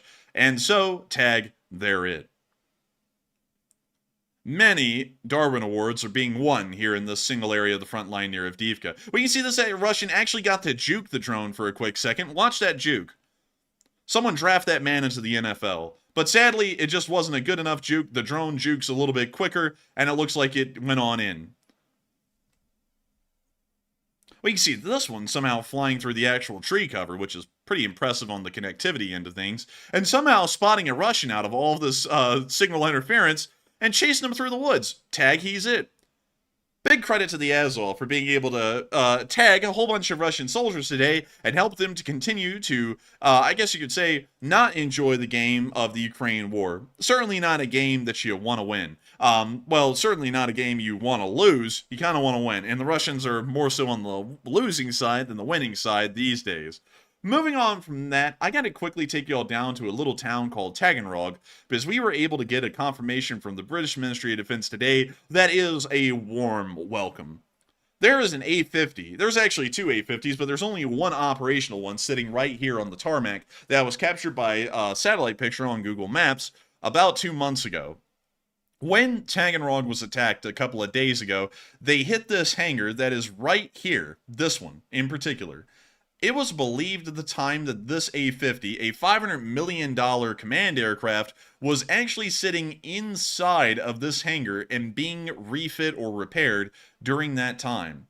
From what we understand, the British Ministry of Defense has been able to confirm that that A-50 was inside the hangar when it was hit, and it has been destroyed. So another $500 million command aircraft was destroyed, probably in the most unceremonious way possible. And now they're down to, I believe, only 3 of those command aircraft. So they are running out of them rapidly, and I don't think they're going to have any by the time this war is over. But incredible news by the British Ministry of Defense, and we're happy to hear that the Ukrainians are somehow targeting and destroying the command posts at a rate so fast, it's really hard for us to even keep up with. And it's probably even more impossible for the Russians to keep a good count and a good number of what's going on with their command aircraft. Moving on from that, there goes another 500 million. And we're now going to be moving on into the southern front, where we got to see that a HIMARS destroyed a brand new Russian missile defense system called the Palantin. This was in the Zaporizhia direction. We don't know exactly where, but we did get to see our favorite wolf with the lifting belt on, a Gur, and it's about to blow away a Paladin missile defense system right here.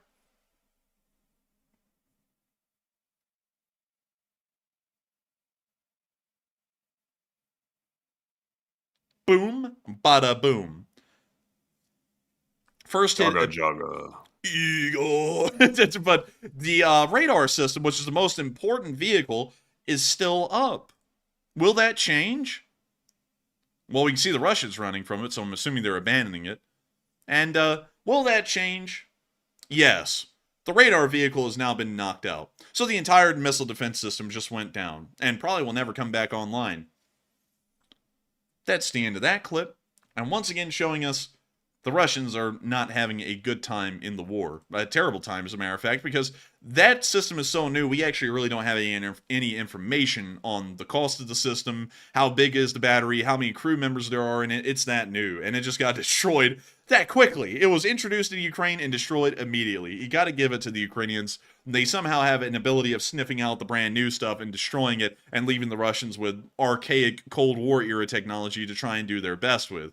Moving on from that and down to the area around Verbove, we got to see the Russians attempting to repel a incoming GMLRS attack with an S-400 and apparently not doing too well, as these guys were actually the target and their battery ended up getting hit by the incoming rockets. Here's the clip.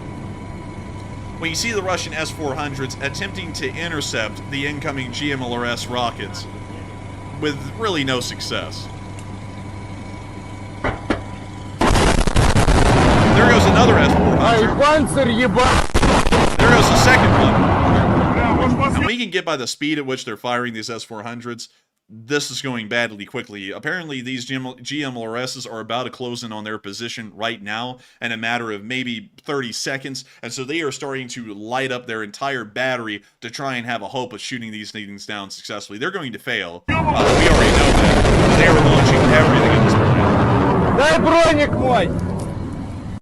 Давайте с нами. Броник. О, въебал, походу! Я не знаю, я сял или нет, но он, походу, въебал его. Well, you see some more of the launchers. They got all of the launchers in a single field. Oh, and there went the explosion. Dude, he got right out of the truck. And as soon as he did, the GMLRS started hitting the battery. Listen to this.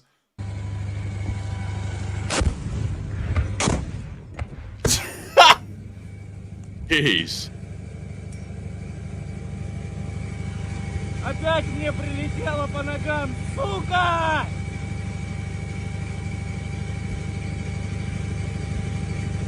Two group. But that's the end of the clip. We can hear him going into a cussing rant at the end because half the battery got wiped out. No matter how hard they try, they just can't win. They can't even win in an air defense situation against a GMLRS. With an S-400 battery, which is the most advanced one they have, they can't even win with that. They end up getting half the battery destroyed in that clip, from what we know. But moving on from that and into our next clip near Novoprokopivka, we also got to see, really quickly, I think I actually captioned this incorrectly, but let me double check. Let's see. These are Russian BMPs being hit by Ukrainian drones from the Shadow unit. Shadow Wizard Money Gang, we love casting spells. And there goes the, oh my lord, did that go right in the commander's head? Oh, it did. Oh my. And that BMP is cooking. It was a BMP-1, a fairly cheap one. But we can see them continuing to take a look at it. And here comes the next BMP. This one actually tried to turn out of the way. I don't know if they know this, but the drone would have hit them anyways. So anyways, they exposed their side and probably detonated the ammo cache. And this next That was clip, stupid. pretty damn stupid. Like, pretty stupid. Here comes the next one. And looks like, okay, interesting animation, but they hit that one too and knocked it out. And then you say, blink, and there it goes. And that thing's going off-road. Donate today. Get yourself a drone. Skipping past the donation request, we can now see them finishing off the BMPs that didn't burn out by dropping grenades inside of them and detonating their ammo and fuel caches. There goes the Granata. Bink. A kaboom. And there goes the burning up of the BMP. And now it's an easy bake oven. Dude, that thing is better than an easy bake oven. This thing is a real oven. Look at it go. And there we go. Pigeon Forge. We know him. We know him. We love him. Pigeon Forge, baby. But moving on from that clip and out of the southern front, it's now time for us to move on down into the area of Yevpatoria.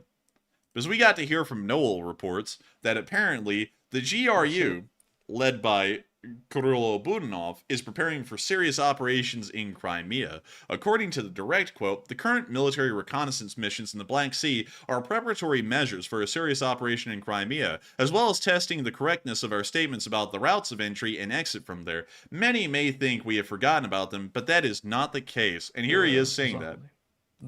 Let me get that up here. There we go. Серйозної операції в Криму. Це перевірка правильності, скажімо, наших тверджень про шляхи підходу і відходу звідти. Крім того, це гарний такий посил для населення, яке живе в окупації вже 10 років. Багато хто з них вірить в те, що їх забули, кинули. Там не всі так гарно це сприймають, як здається. Є люди, які от люблять Україну, але вважають, що її зрадили. Таких людей багато, до речі. Дуже багато там лишилось. Very powerful words.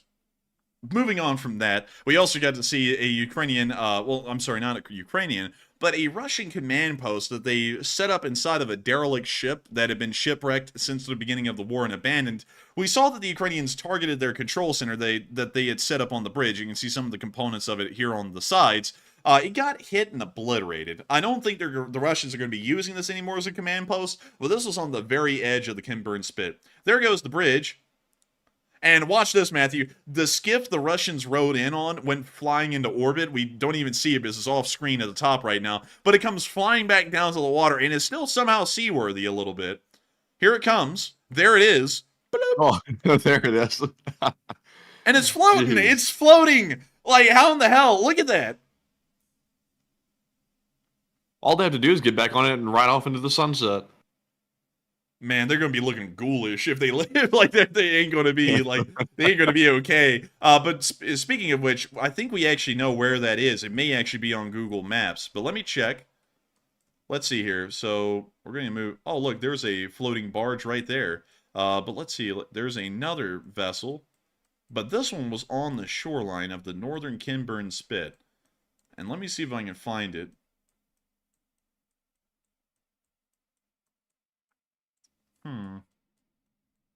I'm not seeing it. Now we're in now we're actually in the Kherson Oblast. We moved from Mykolaiv to Kherson. Let's see if it's out here. No, it's not out here. It's somewhere around here. We might actually be able to see it on Google Images because it's been here since the beginning of the war.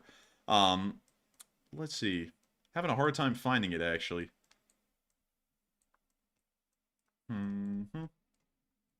Alright, so we've made it almost all the way into the inland area. And I'm not seeing any ship yet. This is a real piece of ship right here. And sadly, I just don't think we're going to be able to find it because I just can't see it anywhere.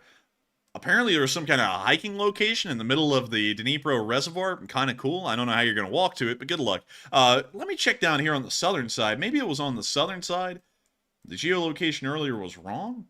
Because I swear, like, it should be on the satellite pictures. It should be, at least. And yeah, I'm not seeing it still down here anywhere. So I'm guessing that we'll never get to see where that ship really was, which is a real piece of ship. But moving on from that and out of the area of the Kinburn Spit, it's time for us to move north, up into Kyiv, because it's time for us to hear the good words that President Zelensky put out today as anti-Putin forces rolled across the border into Russia and began pretty much a full-scale invasion the other way. Here is the clip, and let me make sure to remove the English audio track here so that way you can hear it in its original Ukrainian language. Here is the address from President Volodymyr Zelensky on day 748 of the war. Дорогі українці, українки, у цей час у Кривому Розі ще триває рятувальна операція. Після російського ракетного удару зруйнована частина 9-поверхового будинку, перекриття між поверхами. Була пожежа, багато постраждало, більше 30. Є важко поранені. Усім надається необхідна допомога. Є, на жаль, загиблі. Мої співчуття усім рідним та близьким. І ми будемо завдавати російській державі втрат у відповідь. Цілком справедливо. Вони у Кремлі повинні привчитися до того, що терор для них не буває безкарним. Цих хворих вже нічого не вилікує від зла. Але втрати вони відчують. Російська держава буде втрачати, і тільки це може зробити її безпечною для сусідів, не лише для України. Для різних народів наші дії зараз рятівні.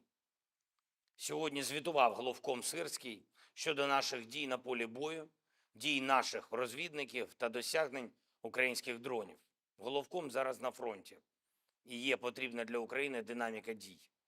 Також сьогодні я отримав попередні результати щодо застосування наших дронів від Збройних сил, ГУР та СБУ.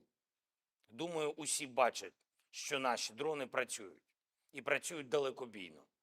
Я дякую всім, хто це забезпечує. Наша далекобійність – це реальне наближення безпеки для всіх.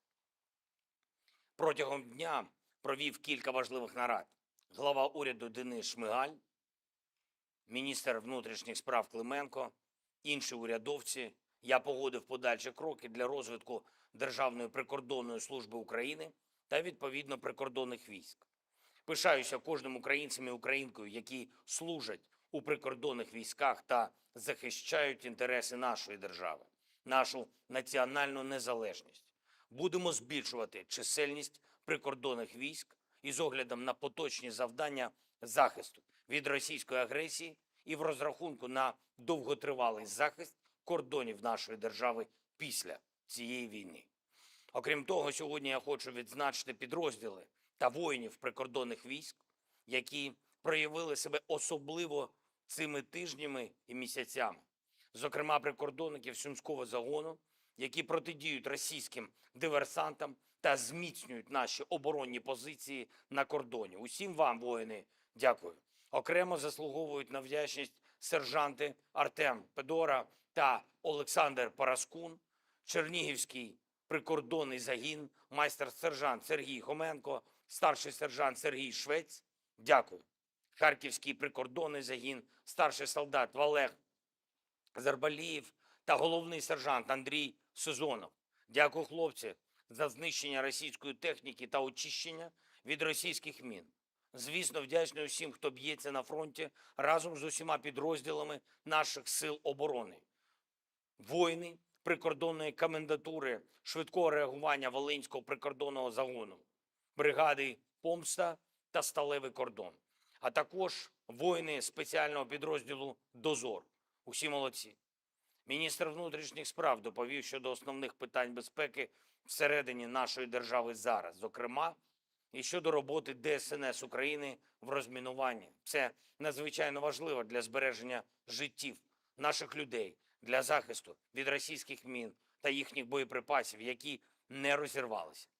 Вдячний усім, хто у цій роботі задіяний та очищує українську землю. Була важлива економічна доповідь сьогодні щодо наших ресурсних галузей та енергетики. Йдемо хорошими кроками. Різні активи, які десятиліттями не працювали на нашу державу, зараз дають необхідні результати для бюджету. А це дає усім в нашій державі більше сили. Ще кілька речей. Вчора я підписав закон про лобізм. Це була одна з передумов для подальшого прогресу у відносинах з Євросоюзом. Ми все виконали. І як ми і домовлялися з президенткою Єврокомісії, сьогодні схвалено переговорну рамку для України. І ми ще на крок ближче до Євросоюзу. Тепер рішення за державами-членами Європейської спільноти. Продовжуємо готуватися до переговорів щодо вступу України. Також хочу подякувати Сполученим Штатам та усім американцям, які цінують свободу, за оборонну підтримку для України. Очікую надходження нового оборонного пакету. Робимо все, щоб зміцнити Україну та українців. І щоб завдати окупанту якнайбільше втрат. Слава усім, хто в Україні та з Україною. Слава Україні! And Heroam Slava. And that was the end of the speech from President Volodymyr Zelensky here on day 748 of the war. And that brings us right on into the next part of the stream. It is an incredibly fun part.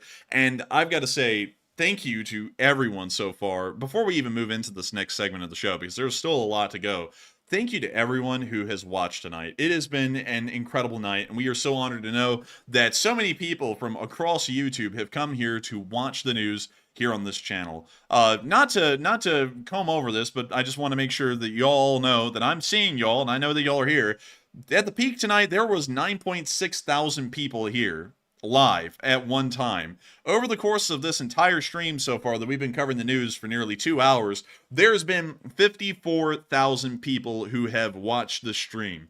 We are absolutely blown away that so many people have come here to watch this stream, and I know that many of y'all are absolutely brand new. It blows us away to see so many of y'all here that have never watched the stream before, watching the stream tonight, and I'm so honored to be the one to be able to tell y'all this news tonight. It's very rare that we ever get to see a page of history being written that is truly unique and brand new. And this kind of invasion in Russia is something that we've never seen before in recorded history, really, at least at this scale, at least in this form, at least from a group of people like this. We've never seen anything like this before. Y'all are watching history be made tonight. And I want y'all to know that I see every single one of y'all inside of the live chat. All of y'all.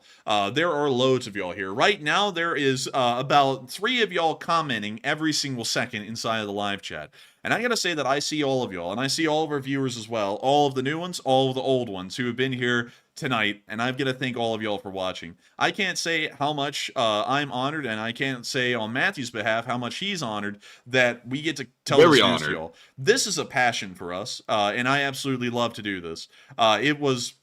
It was a very easy decision for me to pick doing this and getting to share with y'all all of the news going on in Ukraine and around the world between that and law school. It's amazing to know. And I got to thank every single one of y'all so much once again for enjoying this channel. And not only that, subscribing tonight. So many of y'all have subscribed. We've gotten 1,000 subscribers today over the video and the stream. And I can't say enough how honored we are to know that so many of y'all find our reporting to be that good that y'all would subscribe. And I highly encourage y'all, if y'all are brand new, to stick around during this next segment of the stream and to really quickly explain what's about to be happening. This is what is about to go down. We are not covering any breaking news from this point forward in the stream. We actually get to talk to y'all for the rest of it. So what we're going to do is we're going to address any of the questions that we've asked y'all in the chat, if we have any at the moment. And if we don't, we move straight into addressing super chats, which are people who've supported the channel tonight and help us to keep this thing running. And on top of that, we also get to answer their questions. After we do that, we then move on into the live chat questions, which means that we're answering questions that have just been thrown in. You do not have to support this channel one bit. You just have to do it if you like the channel and you want to help it to keep running. Beyond that, you can watch this channel completely free. You don't even have to spend 5 seconds watching a skippable or unskippable ad. You don't have to listen to some sponsor. You don't have to listen to any of that here on this stream. You can click right on and watch it 100% free. And you can even ask a question 100% free and have it answered. But we always want to make sure to put the super chatters first because they do make these streams possible through their support. And on top of that, we always want to thank them and answer any questions that they have. So they come first and then the live chats come second. But still, thank you to everyone who's watching right now. We are entirely honored to have y'all here, and we hope that y'all stick around during the second segment because it's a fun one. We usually crack up a lot and just make silly jokes, and we can talk about whatever y'all want to talk about. If y'all want to talk about where y'all are from in the world, we can. If y'all want to talk about food, animals, travel locations, business models, like hell, a couple of nights ago we were talking about theme park business models. Literally anything goes in this segment of the show. It's just the moment that we get to talk to all of y'all after we actually covered the news, and it's honestly one of the most fun things that we get to do. Like, the news is great, the news is fun, and we are always honored to do that, but I love to take a moment to actually get to talk to all of y'all. And on top of that, it also allows us to learn so much more about y'all, like what y'all find interesting, who y'all are, the facts that y'all have. Sometimes we're just talking about cool history stuff. But with that, Matthew, what do we got? All right, so for our final segment here, we don't have any polls left to address, so we're going to be jumping right back into our super chat questions. And up first, we have a $20 donation from ABCD. And thank you very much for that support as well. And they said, President Klaus Iohannes, I believe it said, wants to succeed Secretary General Jens Stoltenberg, and does he have a chance to become the new NATO leader? I would have to be honest with you. I'd have to largely declare ignorance on that at the moment because I do not know how NATO command works, or at least who is the general secretary and who in the world gets that position and how. I've got to be honest with you. I don't really know a lot about how that works. But Matthew, I feel like if anyone would know, you would probably know how that works. So I believe they hold a election for any other political position like that, but I'm not exactly sure myself how that really works in detail. I'm also really not sure. I'm really not so sure much about that president there, Klaus. I obviously know who he is, but I don't know much about him. So unfortunately, I'm going to have to declare ignorance myself.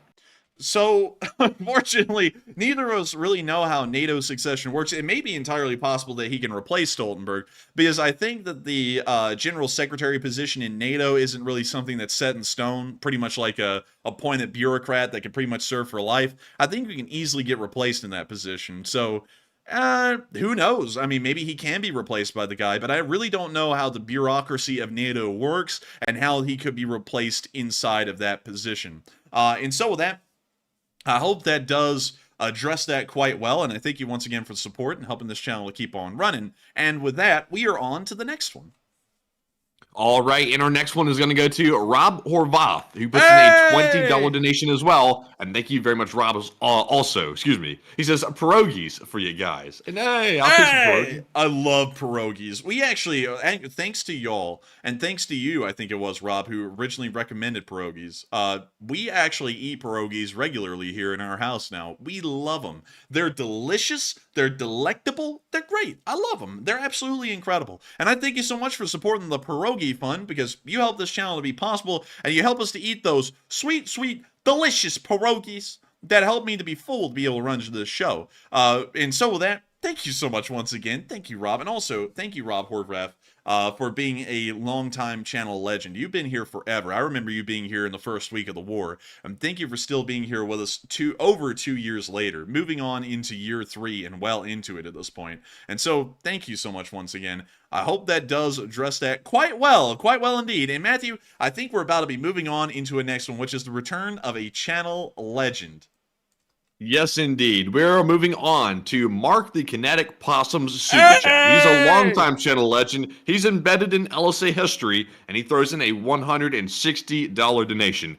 Also extremely generous, and thank you very much, Mark. Thank you very much, Mark, for that support. I don't know what I was about to say just there. I was just going to go off the rails and crazy, but he says a big bada boom. And a bada boom and a bada bing. And welcome back, Mark. It has been a while since you've been in the live chat or in the stream, so hello to you, and I hope you've been doing well, Mark. We don't know what you've been up to or where have you been, but beyond that, he might have been lurking, maybe. He did say he's been hiding. He said that in the live chat. He said, "I've been hiding," with a smiley face and a wink. So hey, that's fine. I mean, sometimes folks gotta hide, especially in this world. You know, it's a dangerous world out there sometimes, and you've gotta hide every once in a while, so I completely understand. But welcome back, and thank you so much for being here tonight. It is incredible to know that you're here with us. It's incredible to know that hopefully you're still watching the stream and enjoying it. And I gotta thank you once again for the support, Mark, and helping this channel to keep on running, the massive amount of support, because you help this channel to be possible. And not only that, to tell y'all a little bit about this, because there's still 7,000 of y'all here. That's a lot of people. To tell y'all a little bit about Mark and why he's a legend on this channel and revered, is that he is one of the single-handed people, next to only one other person, that has single-handedly raised tens of thousands of dollars for nonprofits that we've run here on this channel. If you're new to the channel, you might not know this, but every single Sunday, every single week, we dedicate our entire stream to a nonprofit that is working in Ukraine. So in the past, it was people like Doctors Without Borders, but nowadays we've kind of narrowed it down to just two. It's Revive Soldiers of Ukraine and Razom for Ukraine, and those are the two nonprofits that we support pretty much entirely on this channel at this point. But over the course of this channel, we've raised $1.3 million for nonprofits and helped them to continue to help people out in Ukraine.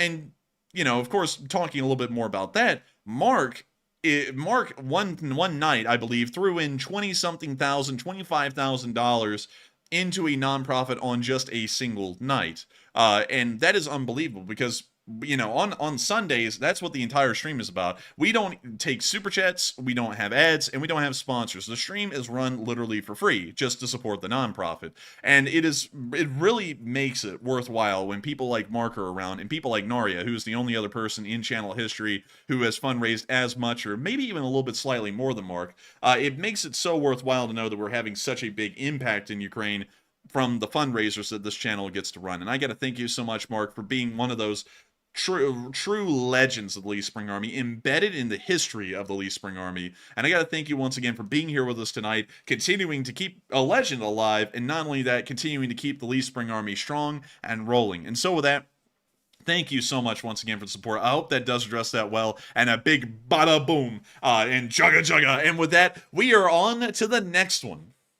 And our next one goes to Say What, who's also a channel legend, who throws in a 20 also, and he does not leave a comment. He said what? He said nothing. But thank you very much for that support, Say What, and we appreciate it very much. And Enforcer, what say you? And Say What, thank you for saying what and helping this channel to keep on running. And I gotta say, that's incredible of you, Say What, to support this channel. No comment, but the support does help us to keep this thing running, and we are greatly appreciative of your support and helping this thing to be possible. And so with that, before we move on to the next one, I did see Marcia Tucker bring up something that I forgot to mention. Our Sunday fundraiser, now this is something many of y'all who may be new here, y'all may have never heard about this channel, but you've seen other Ukraine war channels. We run our fundraisers entirely different than others, and I'll explain quickly how it works. Because, you know, hell, a lot of y'all subscribe today, and I think y'all will probably be around for the upcoming Sunday.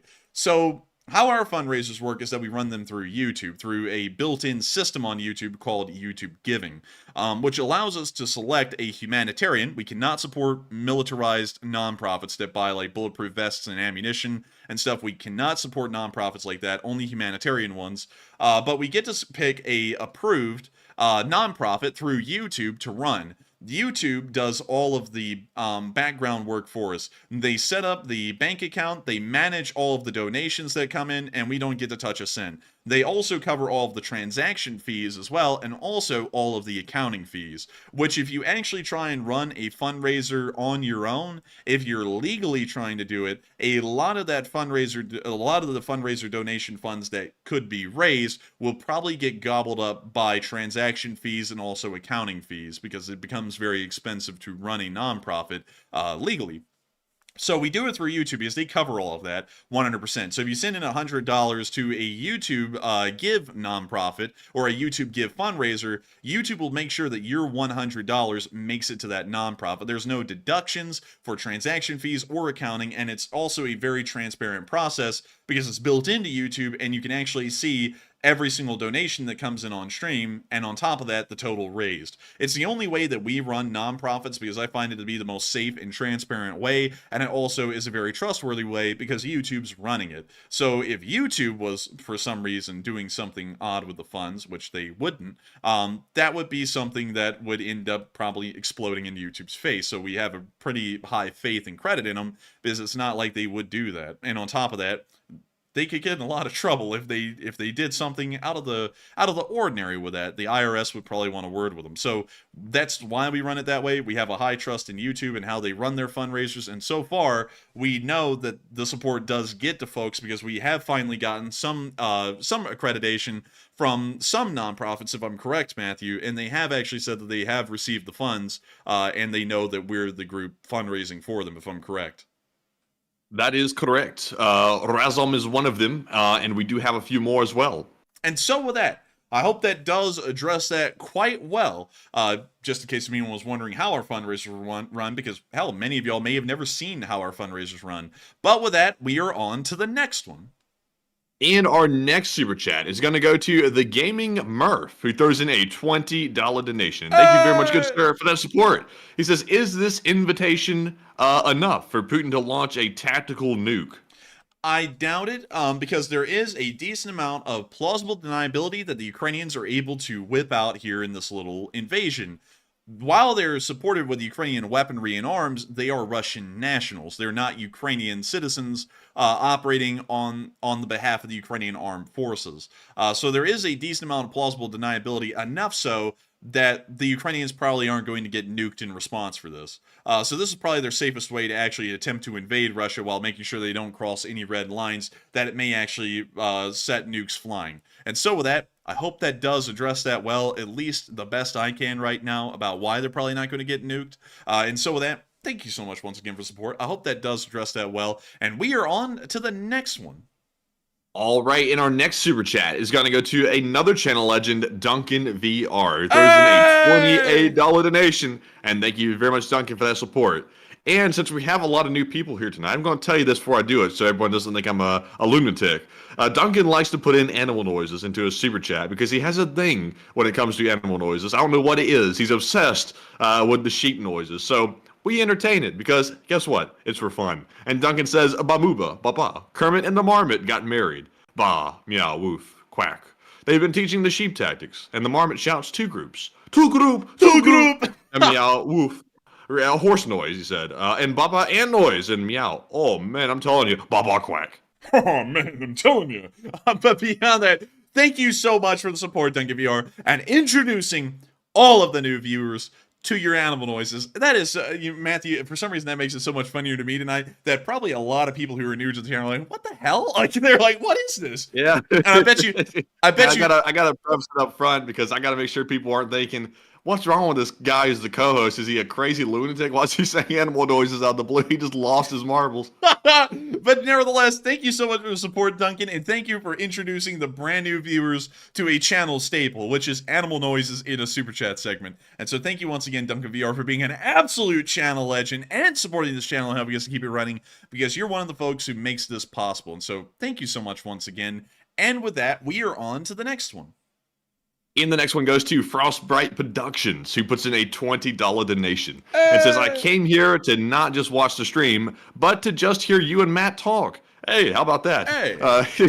They said, you guys keep my long 12-hour work days go so fast, and keep up the amazing work, and take one from the live chat for me, please, and long live the LSA. And long live the Lee Spring Army. And thank you so much for the support of Frostbright. And also, it is wonderful to hear that we were able to help you through those 12-hour-long work days. Some folks work the longest work days. Firefighters, folks who work in the medical field, a lot of folks who are in those kinds of careers end up working 12-hour days. And I love to know that we're able to help y'all out in passing the time a lot quicker by running the show. And it's quite a long show. Nowadays, it's getting back up to being about 3 hours, 3.5 hours long. But I'd love to know that we're able to get to sit around and talk with all of y'all that much and tell y'all the day's news. And I don't know why. I'm going to have to get rid of Epic Games. I hate Epic Games. But beyond that, I still have to thank you so much, because it's so cool to know that people really do find value out of this channel beyond our news. Y'all find value in just us joking around and chit-chatting. We kind of get to be y'all's companions over y'all's workday and get to talk to y'all and conversate to y'all. And I think that's cool. I think that's really neat. And I never knew that when I started out doing this channel, I would get to be able to have an impact on people's days in such a positive way, beyond just telling y'all the news and getting to joke around with y'all a little bit. And so, thank you so much once again. I hope that does address that well, and we will make sure to get a live chat for you. And once again, long live the Lee Spring Army, and the Lee Spring Army will never die. All right, and the live chat question is going to go to Angel Hernandez, who says, do you guys think that this incursion was motivated by the next election in Russia? I think that it probably could be, but I'm doubting it a little bit, because the timing is very similar to the timing that was that happened last year, because it wasn't that long after the 2-year anniversary of the war in Ukraine, or more, well, actually, it was the 1-year anniversary of the war in Ukraine last year, that another armed incursion occurred inside of Russia. That one actually happened at Shebekino, and only Shebekino, and they held there for a while, and then they backed off across the border. So going off of that, I would have to say it probably doesn't have a lot to do with the Russian election. It's, I guess, just the opportune time that the Freedom of Russia Legion finds to cross the border. It's kind of like their crossing season or their migrational season, if they were like some kind of an animal. I guess that's the best way I could explain it, because they do this pretty much like clockwork at this point every year in the war. So maybe it has something to do with the election, or maybe it's just the best time of the year for them to try and conduct the crossing. But with that, I thank you so much once again for sponsoring that live chat, Frostbright, and I hope I answered it well. And with that, we are on to the next one. All right, and the next one is going to go to Norman Ozen, who puts in a $20 donation as well, and says, hey, what Ukrainian unit do you think does the best videos, and would it be possible to put together a top 10 turret toss video for the LSA? Great questions, Norman. Great questions. The best videos that have ever come out in the war, it is tied in between the 3rd Azov and the 93rd Infantry Brigade, or as we call them, the Fighting 93rd. They put out amazing videos, primarily because both units are stormtrooper units as far as their infantry doctrine works. They believe in closing in with the enemy and destroying them pretty much in close quarters combat inside of the trenches. That's why their videos are always so impressive, is because unlike other firefights where they're happening from hundreds of yards away, or there's a small amount of rifle fire and then the artillery takes over or the drone forces take over, the 3rd Brigade and the 93rd are very hands-on as far as their approach with the infantry goes. So they have the best footage out of the war, those two units, without a doubt. I've never seen better footage from any other unit rather than those two, as far as like how amazing and impressive it is, and also how brave the soldiers are in the clips. But moving on from that and into the second question, I would love to do something like a top 10 turret toss thing, but I have to pull this out. This is like a trophy room for me. This is the Google My Maps room that I have for all of the maps I've ever made, and I'm just going to show you, Norman, how many maps we've made. Each of them, by the way, have about 300 bulletins on them for news that happen each week in picture and video evidence. And here's all of them. That's quite a few. That's quite a few. I think there's over 80-something of them in here. And so, going off of that, it'd be really hard to go through from what I think it was when I did the math. It's like something like over 20,000 clips or something like that we've shown on this channel. It would be really hard to go through 20,000 of them and find the top 10, because we've seen so many tanks get blown up. It would be very hard to really narrow it down and find the best. But nevertheless, I could give it a try. Maybe viewers in the Lee Spring Army could help us out with that and find their best turret tosses from their best days of the war, and then go back to the timestamps, find the clips, and then pull them out and make a top 10 turret toss video. But for now, it probably would be pretty tough. But with that, I do thank you for the support, and I hope that does address that quite well, Norman. And of course, thank you so much once again for being an old guard as well. You've been here forever. And thank you for supporting the channel tonight and helping us to make this thing possible, because if it wasn't for you, we wouldn't be able to do it.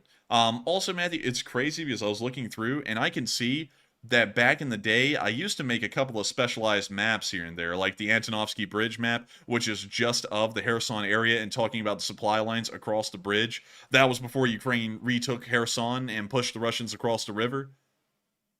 Oh yeah, I remember that a little bit. I think I recall it. Yeah, this is really cool. It's kind of like a little trip down memory lane. And you could tell what was going on in the war week by week because you can see where all of the markers are located on the map and where forces were and where the major battles were. It's really cool to look at. But sadly, this library is only accessible to me. You can go through and find each week's map on each stream. It resets, I think, every single Thursday. But sadly, I'm the only one that can look at the entire library. But still, really cool. But moving on from that, I hope that does address that well, Norman. Thank you so much once again for the support, and thank you for being an old guard. And with that, we are on to the next one. And the next one is going to go to Uncle Moose. And he puts in a 15. And thank you very much for that. He says, a loud, proud moo for the LSA. And a moo! But still, thank you so much for the support and helping this channel to keep on running. Moose. And of course, I appreciate the moose or the meese. We love the meese, and we think it's incredible that the meese enjoy this channel and want to see it keep on running. And so, thank you so much once again. I hope that does address that quite well. And with that, we're on to the next one. And our next one goes to Ed, who throws in a $13 donation. He says, Enforcer Matt, Irish Ed here. And it's Irish Ed. He says, pierogies and pigs in a blanket are staple food in the Pennsylvania coal region. And good LSA in Molly McGuire's to all. Love Irish Ed from Pennsylvania. And also, it's good to hear from you, Irish Ed. Hope you're doing well. And I hope you're doing well. Irish Ed, legend of the channel. Legend, because Irish Ed is a famous moniker on this channel, and cool to know.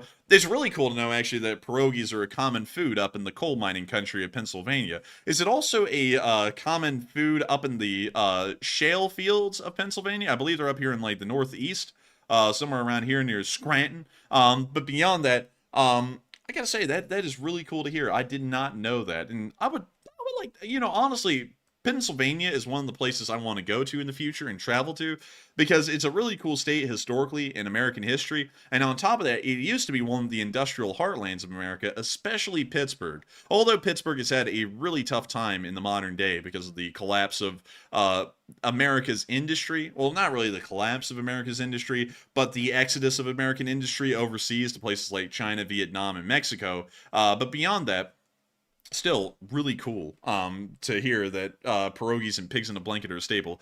I like pigs in a blanket, love pierogies a lot, and of course I gotta thank you so much for the support and being Irish Ed, a channel legend. Say hello to Irish Ed, everyone, and thank you once again for the support and making this channel possible. And with that, we are on to the next one. And our next super chat is going to go to not for one, but for all Ukraine. And who puts in a $10 donation and says, sorry, I rarely make a live stream, yet thank you so much. I listen to every video and sadly the next day, and stay strong LSA, you are A. And he says, Slava Ukraine, Slava the LSA. And he also wants to know, can I just order a blue and white LSA flag, question mark?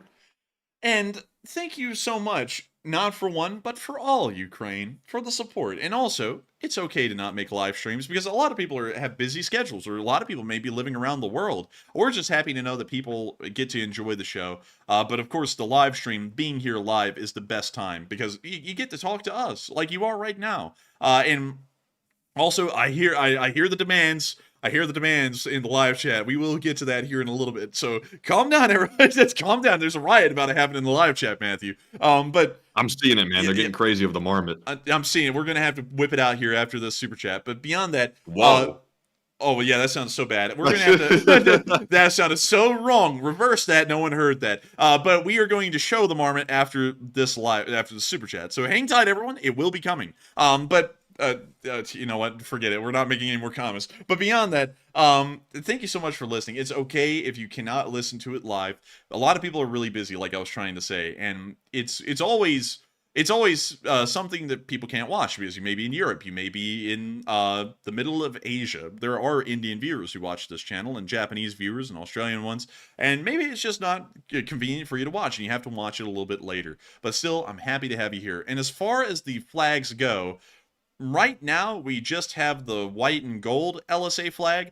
We actually got rid of the white one because what we were thinking, well, with the blue and white, so we're going with a blue, white, and gold, which is going to be the colors of the LSA. It's going to be like red, white, and blue. It's just gold, white, and blue, I guess. But beyond that, we got rid of the white one, and we're not actually going to be running that one as a pre-order or a limited edition merch item because we thought that people probably would not want that one because it does not look as drippy as the gold and white eagle on the blue, white, and gold flag.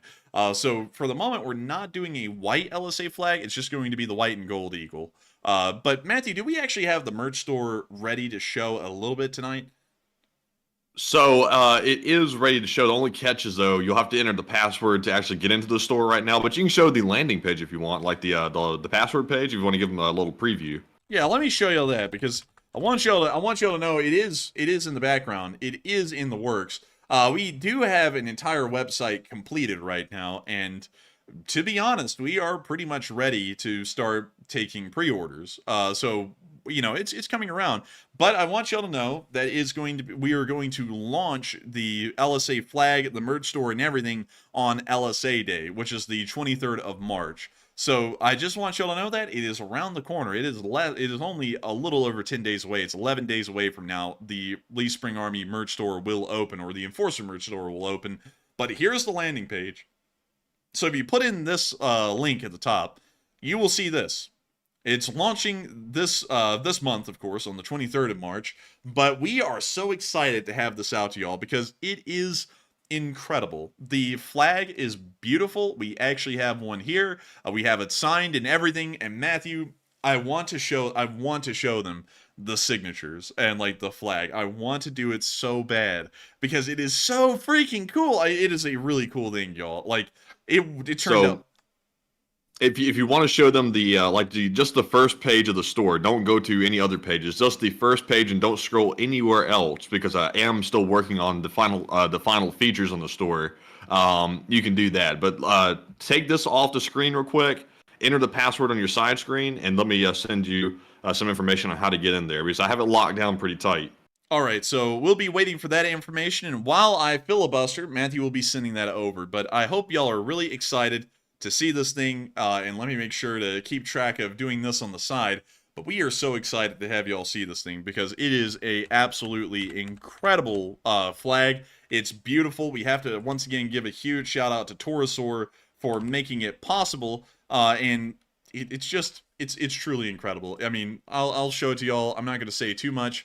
So let me move this. Okay, yeah. So here we go.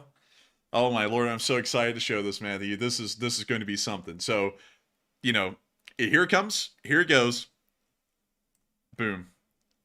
Oh boy, I gotta tell you something, man. I know I designed this thing. I'm not trying to be a narcissist or anything, but that flag looks like sick on that black background. I gotta tell you what, that flag came out so good, and also your signature Enforcer looks sick on that flag, like super sick. Oh yeah, and also, by the way, all of the flags will be signed by hand by me down here in the bottom right corner. That is actually my signature right there, and I hand signed it onto this flag, and then we took the pictures. This is the prototype flag. This is what they are going to look like if you get one. And every single one of them, I promise, we've actually been talking about this. It's actually going to be very difficult for me to hand sign them all and then us pack them and get them out to y'all in a very short amount of time, but we are going to do it. All of them are going to be hand signed like that. And it's going to be absolutely incredible. This is a beautiful flag. It's wonderful. It's great. We love it, and we have to give a huge shout out to Torosaur for making this flag a reality. He was the one who designed it. It is the best design that we ever had. We absolutely love it,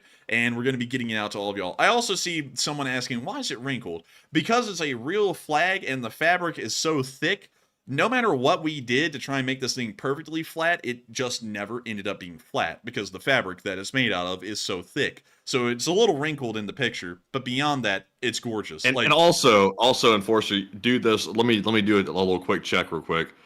Give me just a second. You can keep talking about it, but let me do a quick check before I tell you can scroll anywhere else on there. But go ahead. Got you. So this thing is the flag. So if y'all want a Lee Spring Army flag, it's going to be open for pre-orders here on the 23rd of March, which will be LSA Day. So that night we are going to be unveiling the merch store, and it's opening to all of y'all officially. Then you'll be able to see the whole website, everything else that we have on it, and y'all be able to pre-order these flags. We decided after we asked y'all that pre-orders is going to be the best because we don't want people to get gypped, because we actually have no idea how many of y'all really want these flags. From what we could tell last time, it was far more people than we thought would want a flag. I mean, it was hundreds of y'all said y'all wanted one, and then that started to get us really worried and concerned because we were like, are we even going to have enough flags to get most people a flag? Because while we want it to be limited edition, we also want to make sure that a lot of y'all get these flags. So that's why we're wanting to do a pre-order, so that way we can actually get a really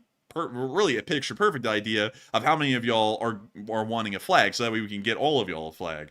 All right, so Enforcer, you can scroll down to the bottom of this first page. Just do not click the pre-order now button, because I'm still working on finalizing the listing page itself. But this landing page, the first page, you can feel free to scroll up and down it. Got you. So we're going to scroll down it. All right, so it's really cool looking, by the way. I'm not going to lie, because Matthew's been working on this website pretty much entirely on his own. This is pretty much his project and his brainchild. So I gotta say, I'm about as blown away as probably a lot of y'all are with this whole website. But as we scroll down, we get here, hand signed by me, and we had a neat little picture taken of the hand signature. Then we can see right here, it's made out of premium ADD polyester fabric, and it's also double-sided. That's why the flag doesn't really sit well or not wrinkle, because it's actually two flags sewn together into one. And we did that. That flag is so thick. Like you could not lay that thing flat if you wanted to. Like, it is so thick. Like, one of the best well-made flags I've ever handled. And I actually have an Air Force flag, by the way, that I got when I was like I think 15 years old or something like that. It makes my Air Force flag feel like it's really thin. Like, this is a very thick flag. I've never seen one like it. It's the best flag. It's the greatest. Only the best. And we, I mean, like, we were really trying to make sure that this thing was high quality. We wanted it to be polyester so that we could actually fly if y'all wanted to fly it on a flagpole. We also wanted it to be double-sided, so that way it would survive better, it would be more durable, and not only that, it would be higher quality, because who wants a rinky-dink little flag? Like, we want y'all to actually have a really nice flag, one that will last for a while. And on top of that, it's hand signed. So if y'all want to, like, put this up in, I don't know, like a flag case or something, or frame it, y'all got a signature on it too that looks pretty cool. But beyond that, we also explain how the pre-orders work, and the biggest thing, 10% of all the profits that we make off of this limited edition merch run are going to be donated directly to United 24. We'll make sure to have an accounting out there and tell y'all exactly how much that is, and then show y'all the receipt of us donating that to United 24. But this is going to be absolutely incredible. We also have a little quick Q&A down here to answer some of y'all's questions that y'all might have. But it's going to be incredible. We are so excited for this. We can't wait for y'all to get this flag. It's gorgeous. And on top of that, if y'all really like your flags and you want to take pictures with them and show them to us, if you do, we are actually going to have a special spot on this website going from here forward where we will show pictures that y'all have taken with your flag or with other limited edition merch items that are going to be coming out in the future. So just putting that out there. You know, if y'all want to show y'all with the LSA flag, if flying on flagpoles and whatnot, they will be shown off here on this website in the future. So I can't wait. We are so excited, and it's going to be absolutely incredible. I hope that does address that fairly well, because, like, you know, I just, like, it's right now, like, get back to the original question from Not For One, but we don't have a white and blue flag. We might do one like that in the future, but we wanted to make sure that it's the most drippiest flag for the first limited edition drop. And Matthew and me, really everyone in our house, decided the drippiest one was the gold and white one, because it had so much extra depth and color to it that just made it incredible. So with that, hope that does address that well. Thank you so much once again for support, Not One For One, but for all Ukraine. And I hope that, although it isn't a white and blue flag, you get the blue, white, and gold flag. And so with that, thank you so much once again. And if y'all are going to get a LSA flag, let's see, I want to see how many of y'all are actually going to get one here in the chat right now. So if y'all are here right now and y'all are wanting to get one of these, just type "gimme" in the chat, like let me see. There we go. I'll just run a poll. That'll probably make it easier. Yeah, are you going to get an LSA flag? Yes or no? We would be very interested to know if y'all are, because from what we know last time, a lot of y'all were wanting one, and I hope that y'all really want one now that we've actually been able to get this thing all the way ironed out and done. So with that, we are now going to be moving on from this little question and also this little foray into our merch store that is working in the process right now. And with that, we are on to the next one. But thank you so much once again, not for one, but for all Ukraine, for the support and helping this channel to be possible. And with that, we are on to the next one. All right, and our next one is going to go to Georgy Milishev, who puts in a $10 donation, along with The Planet is Dying, who also puts in a 10 as well. But thank you both very much for that support. There's no comments to address on either one, but of course it does help us to keep running, and we appreciate it very, very much. And up next, we have a $10 super chat from Mr. Clamptastic, who says, "Keep up the great work, guys, and I've been enjoying the reports for a long time, and the LSA is a family that is in it for a long haul, and give one to the chat, and long live the LSA, and Slava Ukraine." And Slava Ukraini, and long live the Lee Spring Army. And I gotta say, I'm so happy to see that so many people say that in the chat now. Like, when people get excited now in the chat, they say LSA when they get excited. I think that is the coolest thing. It is an actual slogan now. And it is so cool to see that. We love it. And I think it's incredible. But still, thank you so much for enjoying the work we've done. Tonight was another night that we were more than happy to do the work and break this big story to y'all. And on top of that, I'm glad to hear that you've been enjoying the reports for a long time, Mr. Clamptastic. If one of the people that we need to impress is here, it's you. You've been around here for as long as many other people have, like BC Skyman and loads of others, like an endless amount of y'all. And like Surprise It's Us, who's in the chat right now, and Monsieur Gaston, and Paddington, and Rocco World Domination, and Lilchi, and Average Joe. Like loads of y'all have been here. And I gotta say, I'm happy to know that we were able to impress y'all with our ability to deliver the news each night. And also, we will make sure to hand one over to the chat, and long live the Lee Spring Army, and of course, Slava Ukraini. And what do we got, Matthew? All right, and the one from the chat is going to go to Carl Richford, who says, "Are we about to witness the final end of the USSR 2.0? I think we're about to see the end of the Neo-Russian Empire, is the best way I can put it, because Russia's ambitions aren't those of the Soviet Union. The Russians are attempting to absorb parts of the former Russian Empire into their grasp. That's why they're wanting to take over Ukraine and annex it, along with the Baltic states and parts of Poland. That's not what the Soviet Union looked like. That's actually what the Russian Empire would have looked like back in the day. So going off of that, I would have to say we may see the end of this concept of a Neo-Russian Empire coming around. But with that, I thank you so much once again for support, and I hope that does address that live chat fairly well. And with that, we are on to the next one. All right, and also real quick, I saw a lot of people saying, "Enforcer Matt, how come you're not signing the flag?" Well, the idea behind it was, since we are both the Enforcer channel, me and Enforcer, the Enforcer himself, and also me, Enforcer Matt, the signature, the Enforcer, encompassed both of us in that. I see some people saying, "Well, we want your signature too." And I could do that. The only catch is, I think it would look cleaner if we just had the Enforcer signature on it and let that encompass both me and the Enforcer. At least that's my idea behind it as well. But Enforcer, what do you think? I would have to say there's not really a lot to add to that. we have one signature from the Enforcer. The original plan was to have me and Enforcer Matt sign the flag, but also we found out that if we both try and sign it, logistically it's going to take so long to fulfill the orders that we probably wouldn't be able to fulfill them at all. And so yeah, but that also I will also say this as well. The whole like fulfillment process is being done by me and the Enforcer ourselves. We have nobody else helping with it, so it's totally on us. And on my end, I've set up all the infrastructure in the back end to actually ship the stuff out.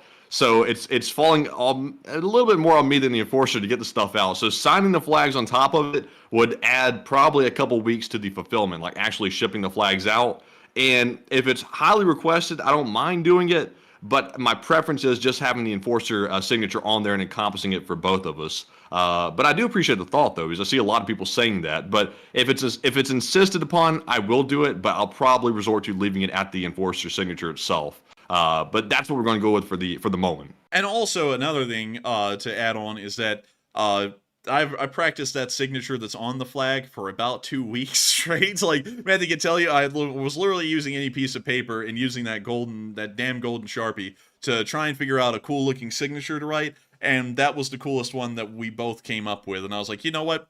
That's it. Like, we were like, that's it. That's going my to be signature's trash. That's also another element to it as well. Me nor the Enforcer had really good signatures before the Enforcer practiced his, and then got that one signature down right there.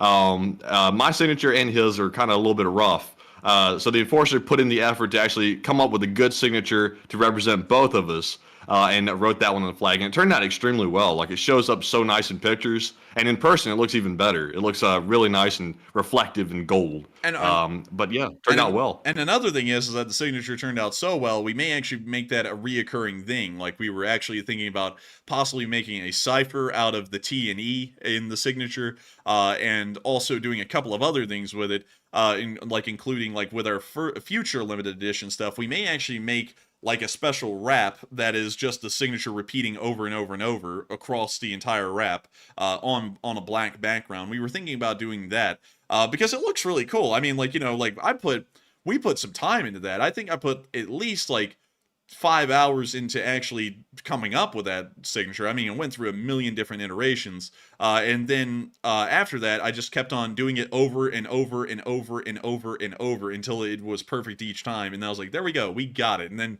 that was the signature that went down on the flag. But with that, I hope that does address that well, why Enforcer Matt's signature is not on the flag. And from what we can tell right now, from the amount of people who voted, there's actually a lot of y'all who are going to be getting a flag. Right now, it looks like, if I can do the math in my head, like, hell, 150 of y'all, 170 of y'all that have voted right now are going to be getting a flag. So that's actually quite a lot of y'all.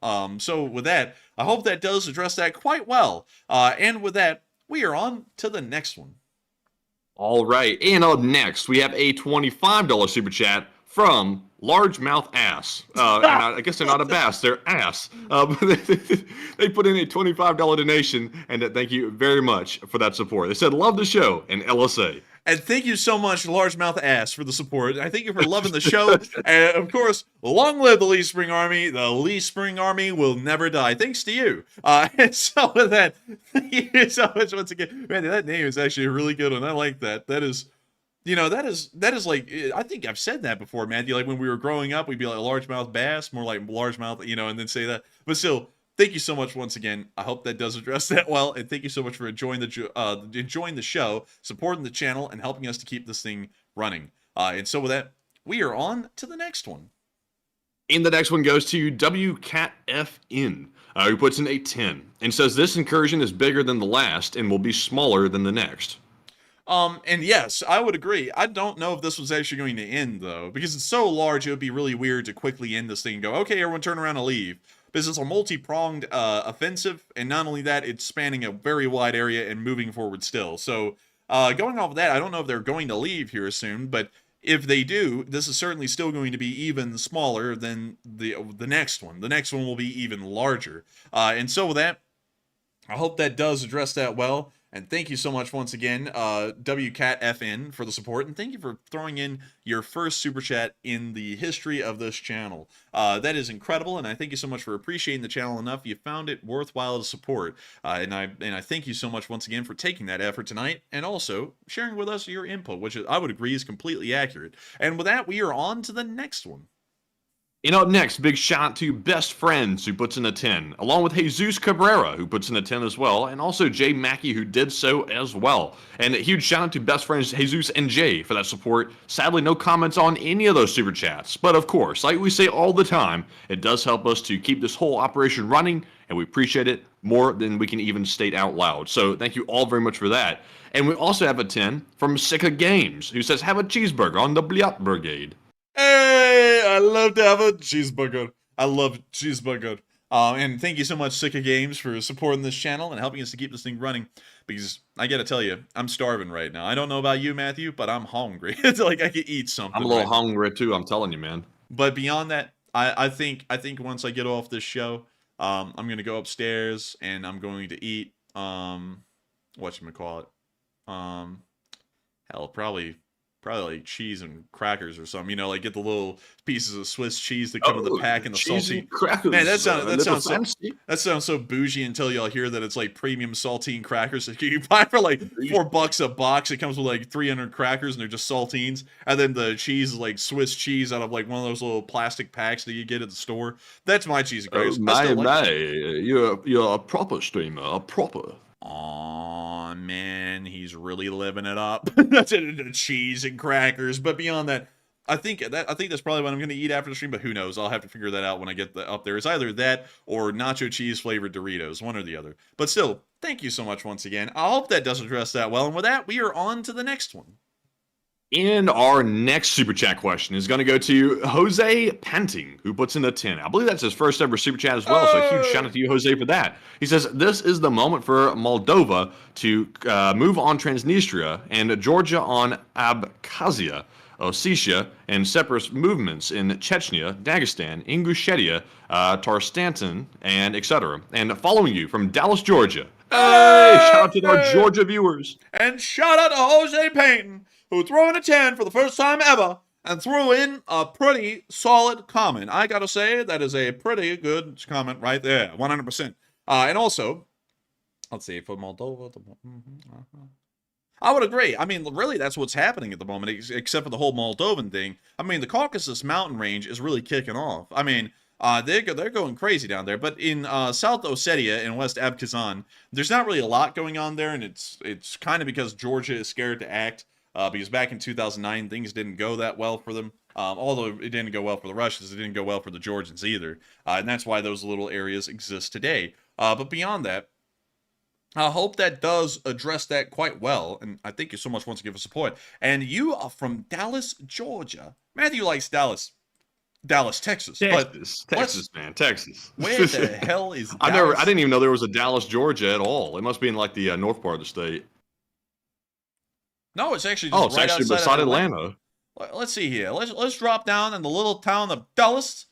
Let's see. This is not Dallas, Texas. This town is. This town is cute. Oh wow, that's actually not bad, man. Like I will say, like there are some parts of Georgia which are not that great looking. I'll be totally honest, but that's kind of like the whole like shtick with the southern states in general. There's some pretty bad parts, and then there's really good parts.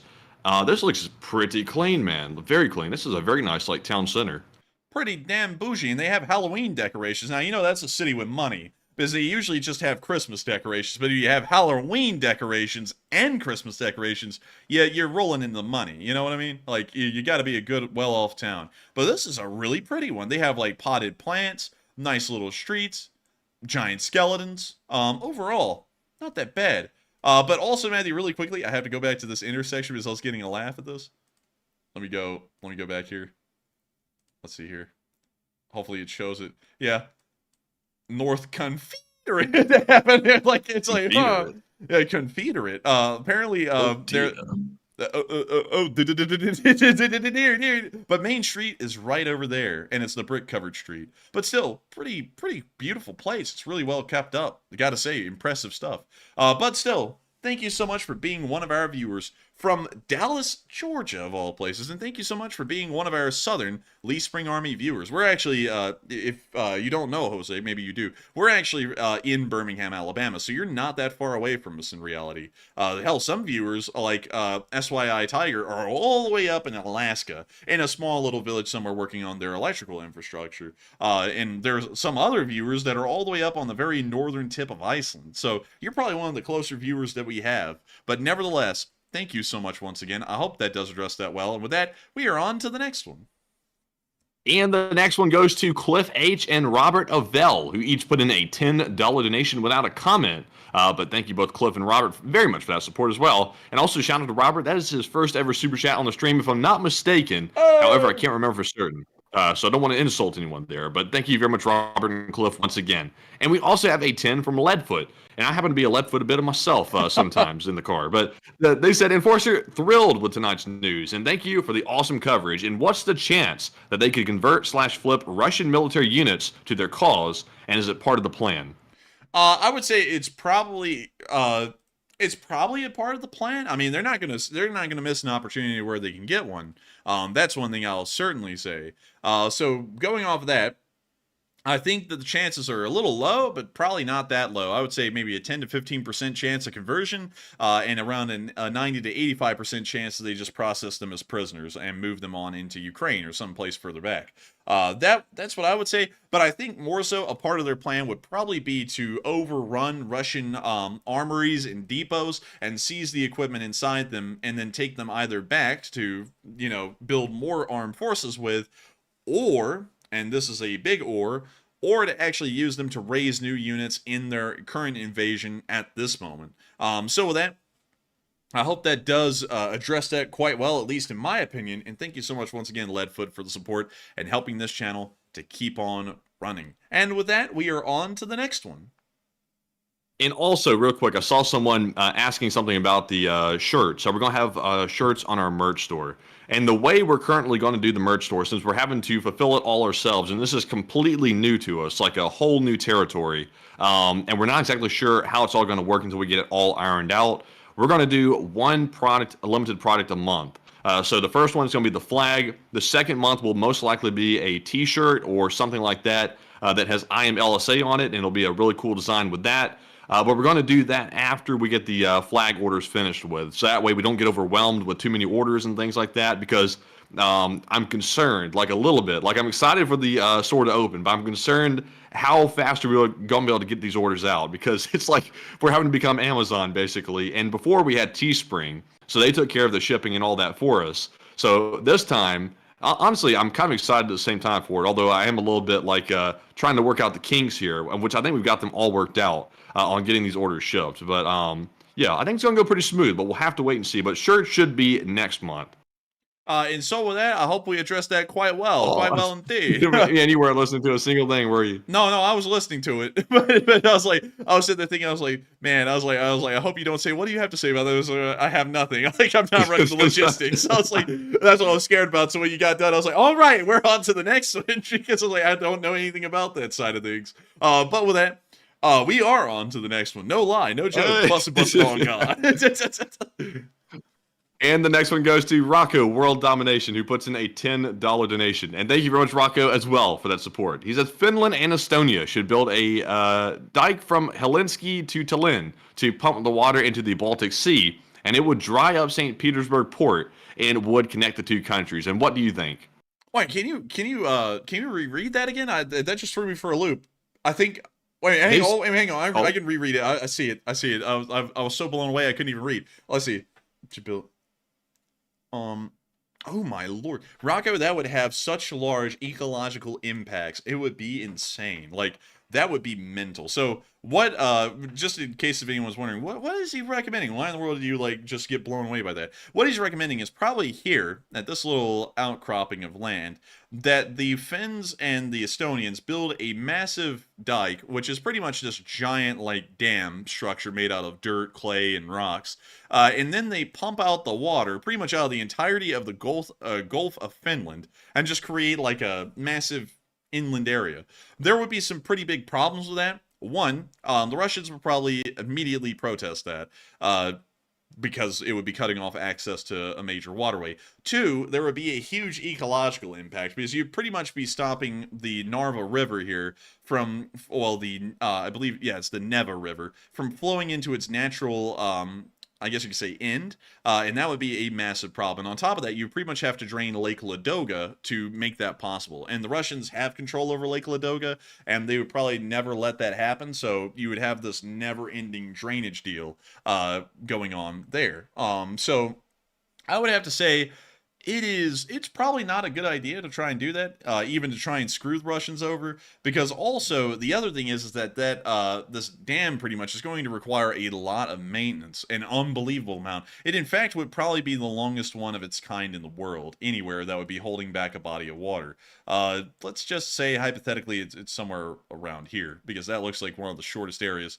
So let's take a ruler out. Let's measure that. So it would have to be about 40 miles wide, or about the length of the bridge in Lake Pontchartrain in Louisiana. So that would be next to impossible to really do, because even back in the day, when the British started, like, bringing up the idea of building a massive dam in between Gibraltar and North Africa, and then draining the Mediterranean, even building an 8-mile wide dam was was physically impossible back then. Much less, it's still impossible now, from what I believe. So it'd be a pretty tough thing to pull off, next to impossible, actually. And also, I would think that would not be a good idea, just because of the ecological impact it would have in the area. Now, I want to say this, because, you know, I never get on political things, but I'm not saying, you know, like, you know, I'm not saying I am or am not a tree hugger, but what I am saying is that the repercussions of doing something like that would be mental. Like, it would be unseen on the Earth. It would be like draining the Aral Sea, which already did happen down here, and that was pretty bad in its own right.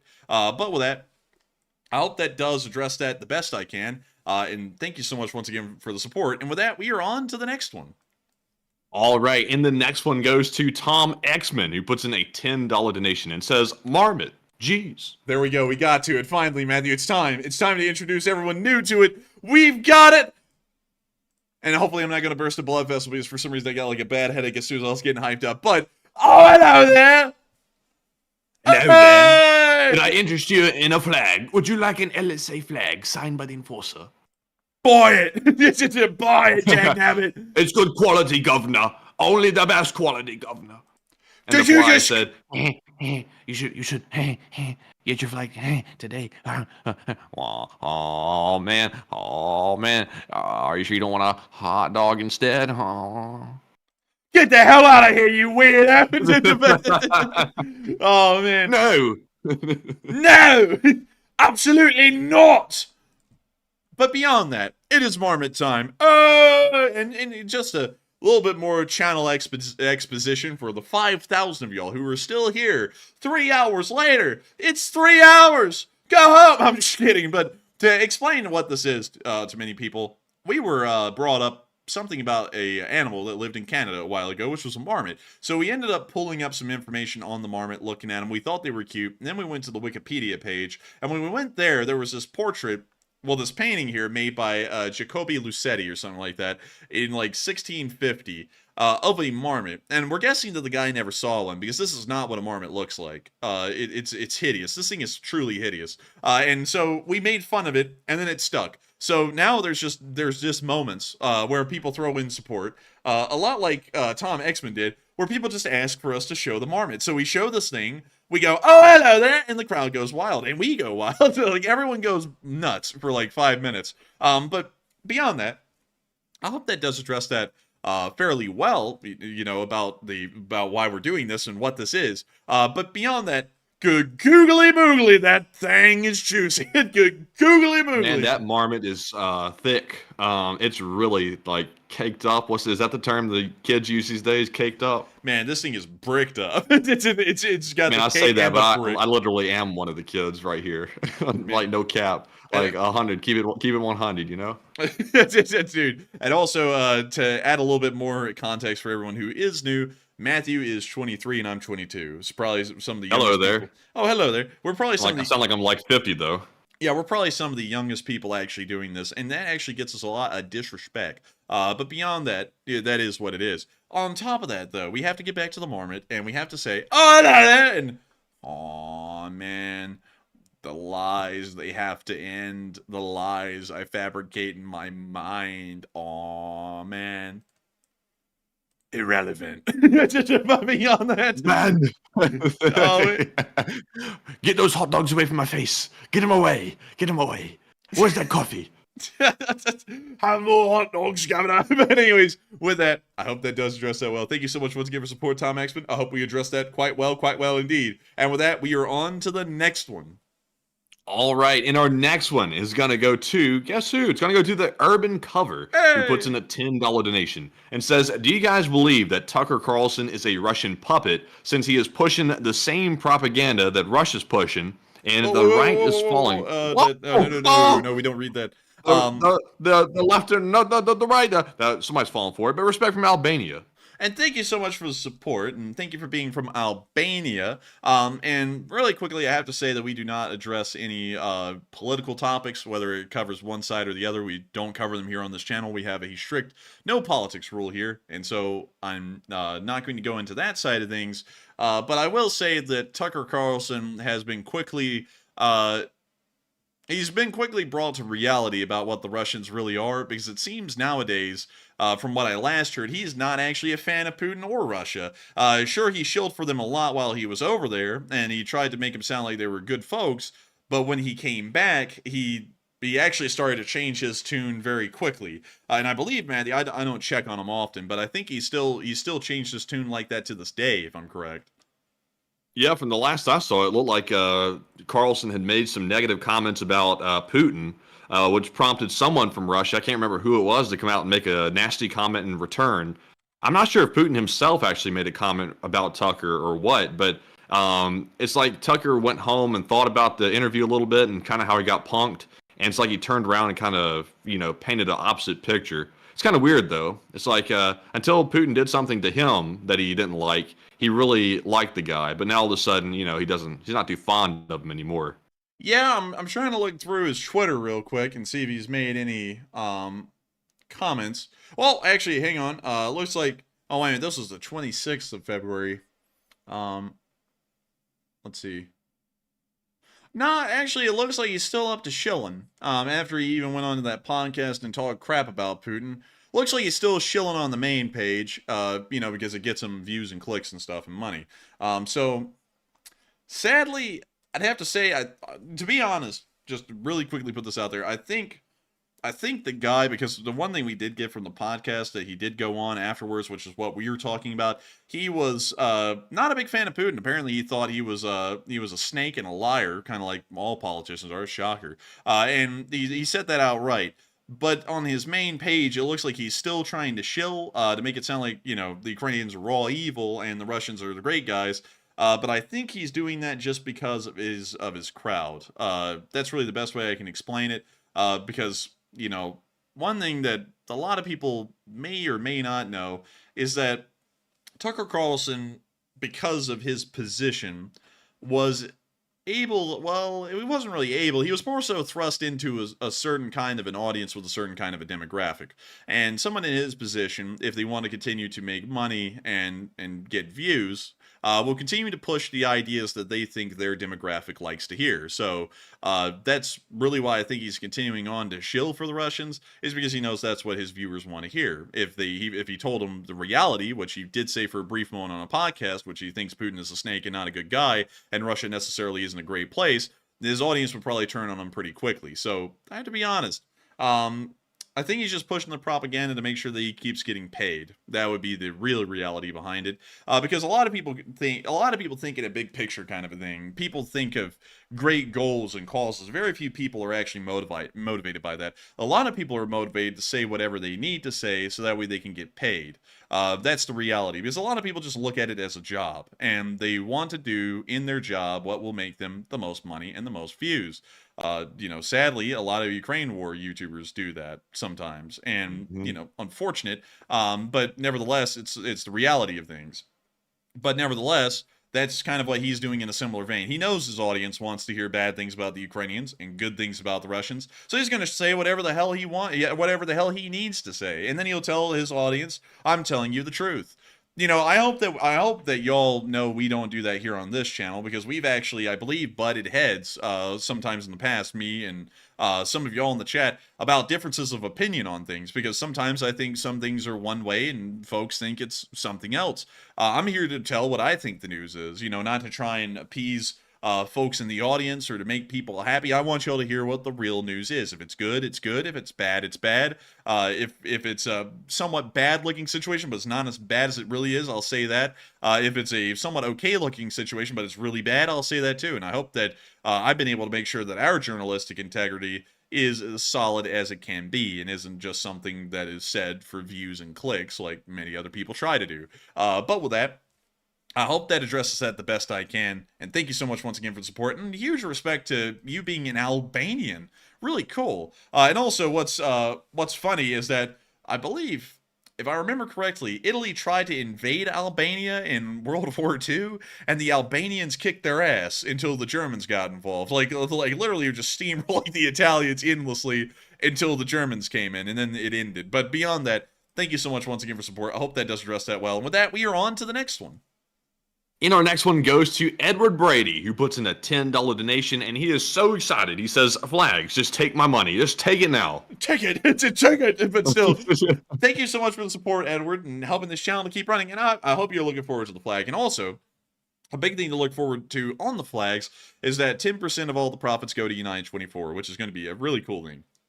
And so with that, thank you so much once again. I hope that does address that quite well. And thank you so much for looking forward to a flag. And with that, we are on to the next one.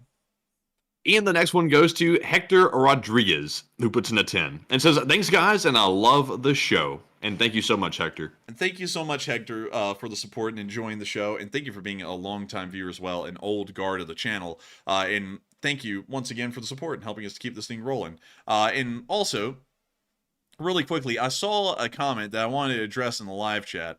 Let's see here. Someone said, I gotta go find it, Matthew. Dagnabbit, where did it go? Let's see here. Okay, so Hokey Redneck said, honestly, I don't know which way of center you guys are. That's a good thing. And that is something that we actually found out really recently, goes all the way up to the highest levels, because we actually got told that there was a very high up person. Y'all wouldn't know the name if we said it, but they want to remain kind of on the down low, so we're not going to say their name. But we actually found out that they watched the show, and they are very high up there, and we were very honored to find out that they watch it. But at the same time, we also know that another person at a very high level watches the show as well. And one thing that's very interesting is that if you look at both of their backgrounds, one of them has one political leaning, and the other guy has a completely other political leaning. From what I can understand, from what I can find publicly, they're pretty much opposites of each other, but they both watch the channel and they enjoy it.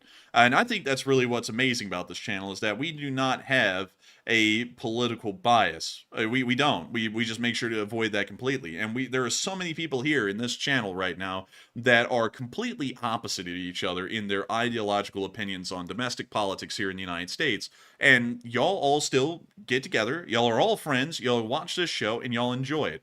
And it shows that as long as you keep it center line on the one thing that matters, which is Ukraine, and supporting them for Ukraine's interests, for American strategic interests, for the interests of the Western world, you can end up getting everyone united into a single cause. And I think people forget that so much these days, that if you just remain dedicated to the one single thing, you don't have to worry about everything else. Everyone will just unite under the one thing. You don't have to try and divide people artificially to try and get people to enjoy your show or to, create a niche. We have a niche here. I mean, it is just people who support Ukraine, period, and you're welcome here. And it has been like that for 2 years, and it's never going to stop. And I love to know that folks like you, Hokey Redneck, appreciate that and enjoy that. And we were able to find that out, and that is a true thing all the way up to the top level. And so with that, thank you so much once again. I hope that does address that well. And we are on to the next one. All right, and the next one goes to Confarelli, who puts in a $10 donation. It's good to see you as well, Confarelli. He says, hey! Close viewers, huh? JK, take one from the chat. Hey, Confarelli, you know what I'm talking about. Close viewers near the area, and you're way closer, actually. Confarelli is very close nearby. One of the viewers have actually met in person, and will be meeting in person soon. But beyond that, I got to thank you so much once again for the support, and we will make sure to take a live chat. I know you're joking, Confarelli. I know you're kidding. And with that, let's get that live chat, Matthew. And the live chat question is going to go to Carrie Ann Corzo, who says, do you think the freedom of Russia felt compelled to act more upon hearing France's support of Ukraine? I don't think so, because usually these kinds of offensives are actually planned well in advance, usually half a year in advance, because there's so much to prepare for. You have to prepare for the supplies, you have to prepare the plans, you have to get a lot of information, reconnaissance, and details. Kicking off a plan in a very short amount of time is incredibly difficult and requires a lot of really just your top-notch guys working on it. And I don't think that the Freedom of Russia Legion did this in less than a week or two. This is a level of planning with the kind of offensive they're conducting right now that has been going on for probably months at this point, because it's a very intricate offensive that they're pulling off right now, and one that required a lot of planning. So I think that they probably weren't, this offensive was not connected to the French statements at all. It's just that the French statements coincidentally came out very close to the time that this offensive was planned to kick off. And so with that, I hope that does address that quite well. And thank you so much once again for the support and helping this channel to keep on running. And with that, well, thank you once again, Confarelli, for sponsoring that live chat and supporting and helping it keep running. I said that wrong. But with that, we are on to the next one. And the next one goes to LSAF Sergeant, who puts in a $6 donation and says, do you think Putin will use tactical nukes now that Russia has been invaded and therefore threatening his power? I don't think he's going to use it yet because it wouldn't be a good excuse, because these aren't technically Ukrainian forces. These are just Russian nationals that happen to have some Ukrainian weapons. It's really the way to be looked at. But with that, I hope that does address that well. Thank you so much once again for the support. And with that, we are on to the next one. And the next one goes to Old Buzzard, who puts in a 5 and says, have some coffee. And we shall, and tea. And thank you so much for letting me have some coffee and helping this channel to keep on running, Old Buzzard, because coffee makes the world go round, especially at this time of night, because it's 12:10 here on our channel. And so with that, thank you so much once again. I hope that does address it the best I can. And we are on to the next one. And the next one goes to Zantar, who puts in a 5 and says, just found you guys last week, and a breath of fresh air finding people who don't speak or spend half the stream insulting people who disagree on unrelated things. And isn't that beautiful? And also, by the way, welcome to the LSA. It's good to have you. But isn't that a beautiful thing? Like, I've never felt compelled to go into the live chat and start berating someone, unless they're a Russian bot. That's the only exception. I will say that. And usually they say something nasty to begin with, but I've never gone to the live chat and berated someone for an opinion, ever. In fact, people have said stuff in direct contradiction to what my opinion is, and I always just try to discuss it and always make a point that there's never any hard feelings if someone disagrees or anything like that, because that's simply having a discussion, you know. That's something that seems like the modern world is sort of getting away from, is simply having a civil discussion. Folks want to throw mud at each other these days. But thank you very much for the support. And Enforcer, what say you? And thank you so much for the support, Zontar. And we know where you're from. We know where you're from, yes, right? we do. We do. We know exactly what you're talking man. about. Aw, man. And aw, man, it's like a dying star over there. It's just imploding. But beyond that, I'm happy to hear that you enjoy this channel. And I'm happy to hear that apparently the plugs that we've been getting from that channel, they're not really plugs, they're more like hit pieces. But I'm glad to hear that people are actually finding our channel through that, because that's actually kind of funny these days. But beyond that, I'm happy to hear that you do enjoy this channel. We try our best to stay dedicated to the news and dedicated to what we do. Because that whole thing was something we never wanted to get involved in. We tried our best, I don't know if you know this, Zontar, but we tried our best a while ago to try and bury the hatchet a year and a half ago, and it didn't work then, and this guy just keeps going. So we just ignored it at this point. I'm happy to hear that you do enjoy our show and you do enjoy the kind of news we put out, because it is hopefully it is a breath of fresh air to get on a channel that doesn't take a political bias, which that channel has done all the way, because they're a dying channel, so they're desperately trying to grasp at straws to get any kind of viewership they can, even if it means they jump ship on Ukraine completely and they just pick up a whole new topic. You know, to them, it's all about money and views, and that's all it is. They chase that instead of chasing what they actually care about, which we care about Ukraine, and then everything else comes just because of that. And I got to say, I thank you so much for enjoying this channel and supporting it, and I'm glad to hear that you found it just a week ago, and you find it good enough that you would want to be here. And I got to say, welcome to the Lee Spring Army. I hope you find it to be a great place here, and you'll make many wonderful friends. And so with that, thank you so much once again. I hope that does address that well, and we are on to the next one. And the next one goes to CK Bold, who puts in a $5 donation and orders the usual, a live chat question. So with that, we're going to grab one. And this one goes to Spingebill, who says, is it possible that part of Ukraine's new strategy is to bring the war to Russia, capture swaths of territory, and use it as leverage in negotiations? It's possible. It's certainly not out of the question. And we did know that there was a plan of that being floated around at the very early part of the war by Zaluzhny, actually. Zaluzhny recommended at the beginning of the war that the Ukrainians should invade Russia and take over the Bryansk, Kursk, and Belgorod oblasts and use them as a bargaining chip with the Russians to get back the occupied territories.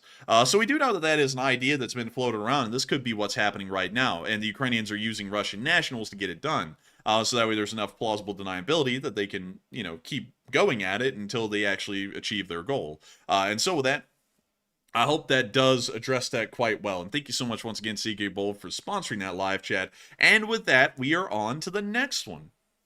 All right, and the next one goes to, let's see here, let me scroll down to the bottom. This one goes to Robert Johnson, and it's also Shannon Newman as well. They each put in a 5, and they said, LSA, and Slava Ukraine. And thank you very much, Robert and Shannon, for that support. And Enforcer, what say you? And thank you so much to both of y'all for the support. Y'all didn't throw in comments, but the support means a lot and helps this channel to be possible. And of course, thank you to the both of y'all. Y'all are channel legends and have been here forever. Y'all are old guards through and through, continuing to fly the flag of the Lee Spring Army over the fields of Ukraine and around the world. And I got to thank you once again for enjoying this channel and helping us to make this thing possible. And so with that, we are on to the next one.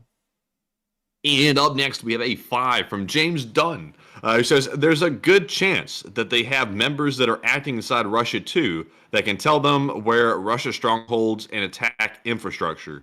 Absolutely, James. You hit that dead on the nail. The Freedom of Russia Legion has a massive partisan group that is operating inside of Russia, unofficially. Well, you know, not unofficially. We know they exist, and we've seen videos of them doing stuff. But for the Russians, they don't exist. They're a guerrilla group, pretty much. They you know, attack stuff in the daylight. They dress in civilian clothes. They're partisans through and through. And so, yes, I would certainly agree with that. They have a lot of partisans in the Freedom of Russia Legion that are endlessly funneling them any information that the Freedom of Russia Legion needs to be able to function properly in this offensive. And so with that, I thank you so much once again for support, James Dunn, and helping this channel to keep on running. And with that, we are on to the next one. And the next one goes to your BC Skyman, who put in a $5 donation, along with Carl, who also put in a 5. And huge shout out to you both, channel legends, for throwing in that support. And we appreciate it very, very much. And also, we have another one. This one is from Quiet Escapism, who puts in a 5. And says, glory to Ukraine, and glory to Ukraine. And glory to Ukraine, and Slava Ukraine. And also, thank you for your first super chat ever, Quiet Escapism. That is his first. And thank you so much. It does help this channel to keep on running, and folks like you make it possible. And so, thank you so much once again. I hope that does address that well. And of course, Slava Ukraine and long live the Lee Spring Army. Pretty much a synonymous statement. But with that, we are on to the next one. And the next one goes to Rod RR, who puts in a 5 and says, Putin. Have you seen the super chat, by the way? I just want to make sure it's okay if I read it. Let's see. I don't know what that means, to be honest with you. I'm not sure either. For some reason, it set off alarm bells in my head before I read it, so I'm not sure. Sadly, we're going to have to flag that one, Rod RR, but I do thank you for the support and helping this channel to keep on running. Sadly, we don't know the context behind that, and you know, and I know it may be a little bit ultra cautious of us, but we have been gotten in the past before by a couple of people, and we always want to make sure to play it safe, because, you know, sometimes we could say things unintentionally and they end up getting us in trouble. Not saying you're trying to do that, but I'm just saying we don't really know the exact details of what that means. But still, thank you so much once again, and we are on to the next one. All right, and the next one goes to Dark Warrior 137, who puts in the 5. And says, sending a blank. Oh, and also that was a note for me, by the way. He put in a separate message here. He says, just like a Lee Spring supports a war machine, the Lee Spring Army supports the Ukrainian war machine, and long live the LSA, and Slava Ukraine. And that's not the Morse code message of the night, but you hit that down on the nail. I like that statement. That was a really good one. And I got to say, very, very good statement. And thank you so much once again for support, Barry Woodward, in helping this channel, Dark Warrior, for helping to make this channel possible, because you are the true OG. I'm making Matthew laugh because I tried to make that sound like a Morse code message, because for some reason it sounded like the Morse code message. It's actually very close to the message we have tonight, and it Pavloved me into making the noise. Like I was off, like did the whole like bell ringing thing and everything. But still, thank you once again. I hope that does address that well, and we are on to the next one.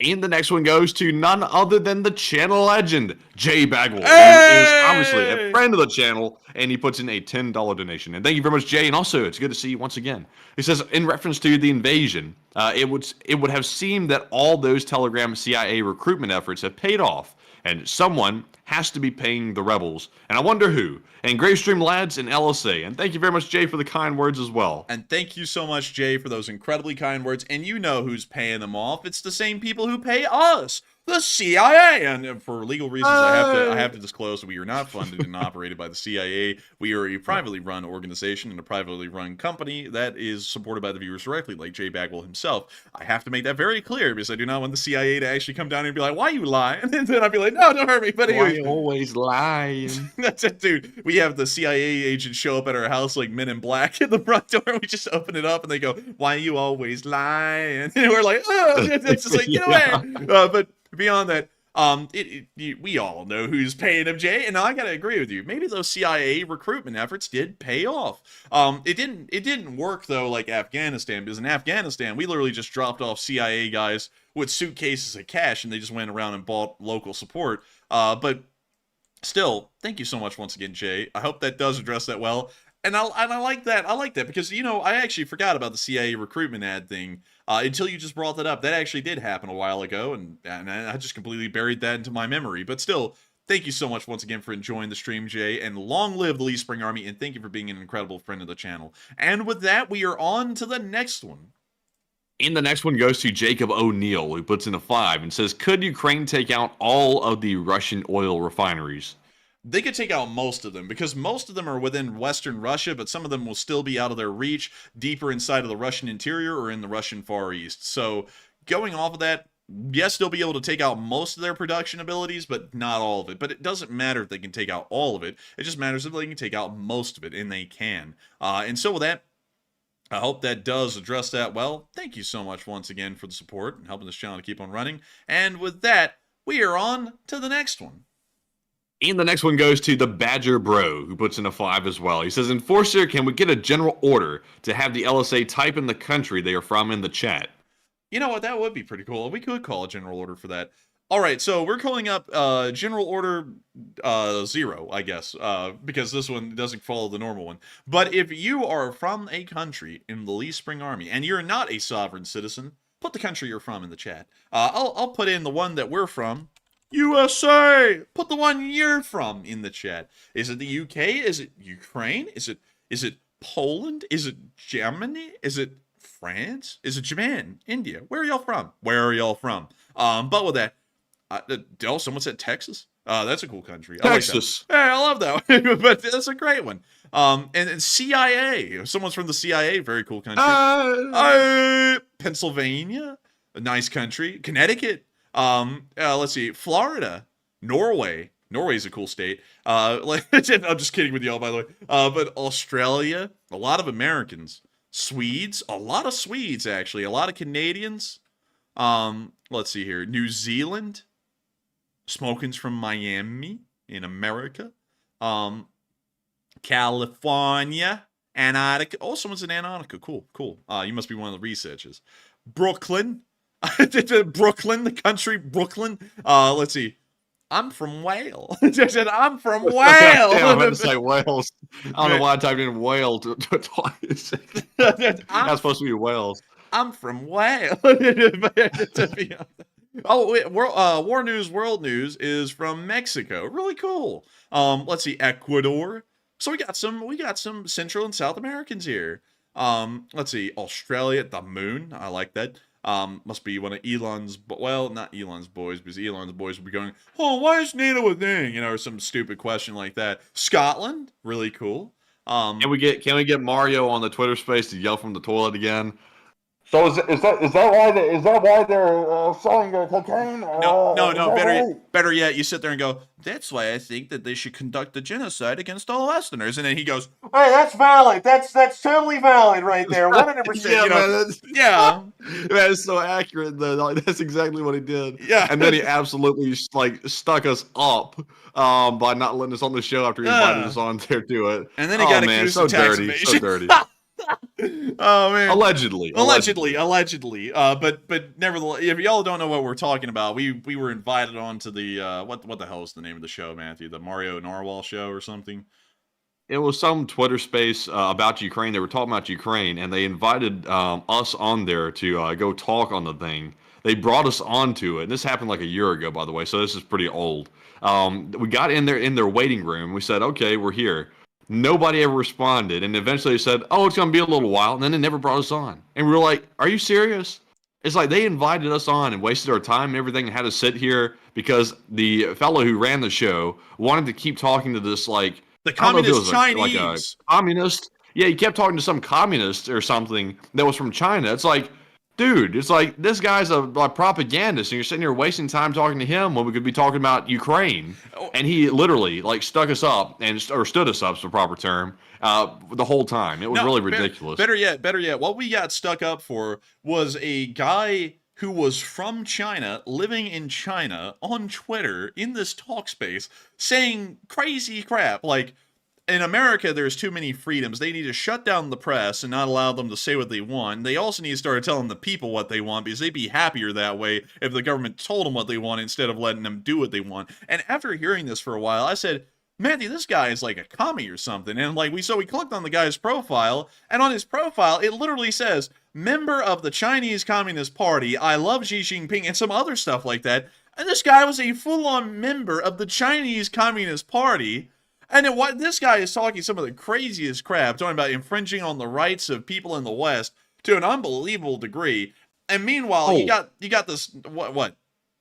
Oh, and also the one thing that made us bail, I remember we were in there for like an hour. And it was they were still weren't letting us on. The one thing that made us bail was we saw this guy called Keemstar show up in the listening group, and I was like, is that guy? Like the guy who's causing all the controversy and stuff? And we were like, yep. We clicked on the profile, and that was him. And we were out like in like 10 seconds. We were gone. Yeah, you know, it was honestly, that was a cesspit. And like there was no vetting, you know, there was like I feel like if you're gonna let a Chinese Communist Party member into your show, you ought to disclaim, like almost after every single one of their comments, by the way, we want y'all to know that this is an official representative of the Chinese Communist Party, so, you know, take what they say with a grain of salt, you know, like something like that, because that was absolutely insane. There was never a disclaimer when this person joined this talk space that they were a literal member of the Chinese Communist Party. Like, it's like, I feel like you ought to disclose that. It's like having a member of the Nazi Party on your show and then never disclaiming that they're a member of the Nazi Party. It's the same thing. It's like, shouldn't you tell people about this? I mean, like, if I knew about it, I wouldn't have even listened to the guy at all. I would have been like, what the hell is this guy talking about? He's a commie. It's like being a fascist. It's like the same thing. So, you know, like that was crazy to me. I'll tell you what though, like it was hilarious. It was like 5 seconds after we saw that Keemstar guy show up, we were like, nope. We dipped out of there so fast. I'm like, hell no, I'm not getting caught up in any of that. No. Man, that Among Us sound played when I saw that. I was like, we got to get out of here. Like, I was like, we got to get the hell out of here. Because it was like Putin, if someone forced him to tell the truth, how fast he would dip out of a room. It's like that's how fast we were out of there.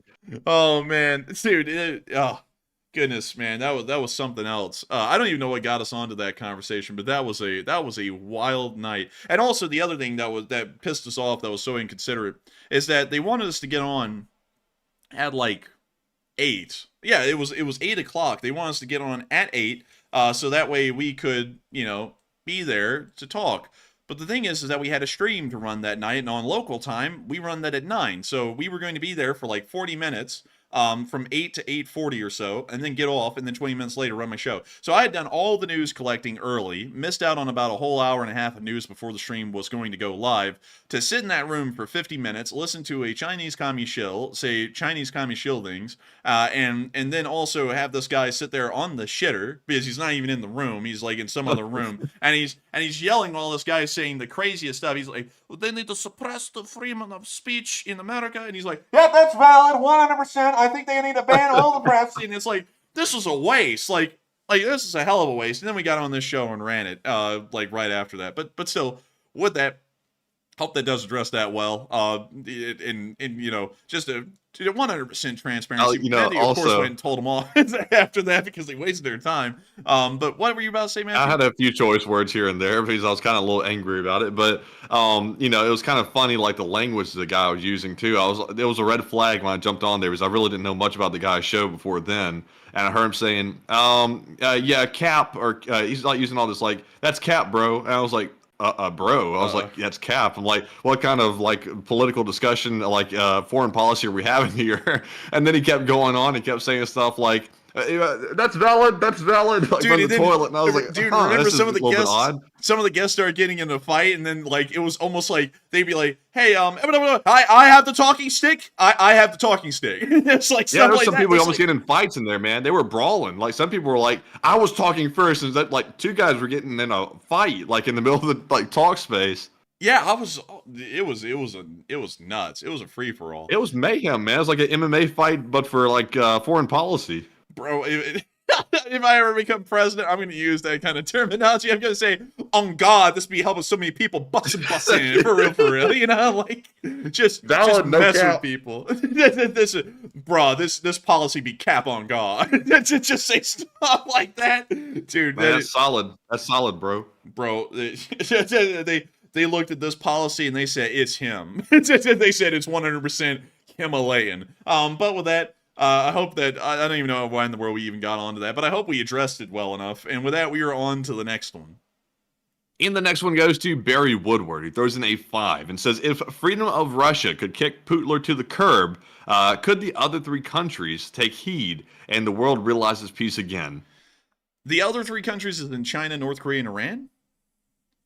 I'm assuming so. I would say North Korea, highly unlikely. China, possible. Iran, highly unlikely.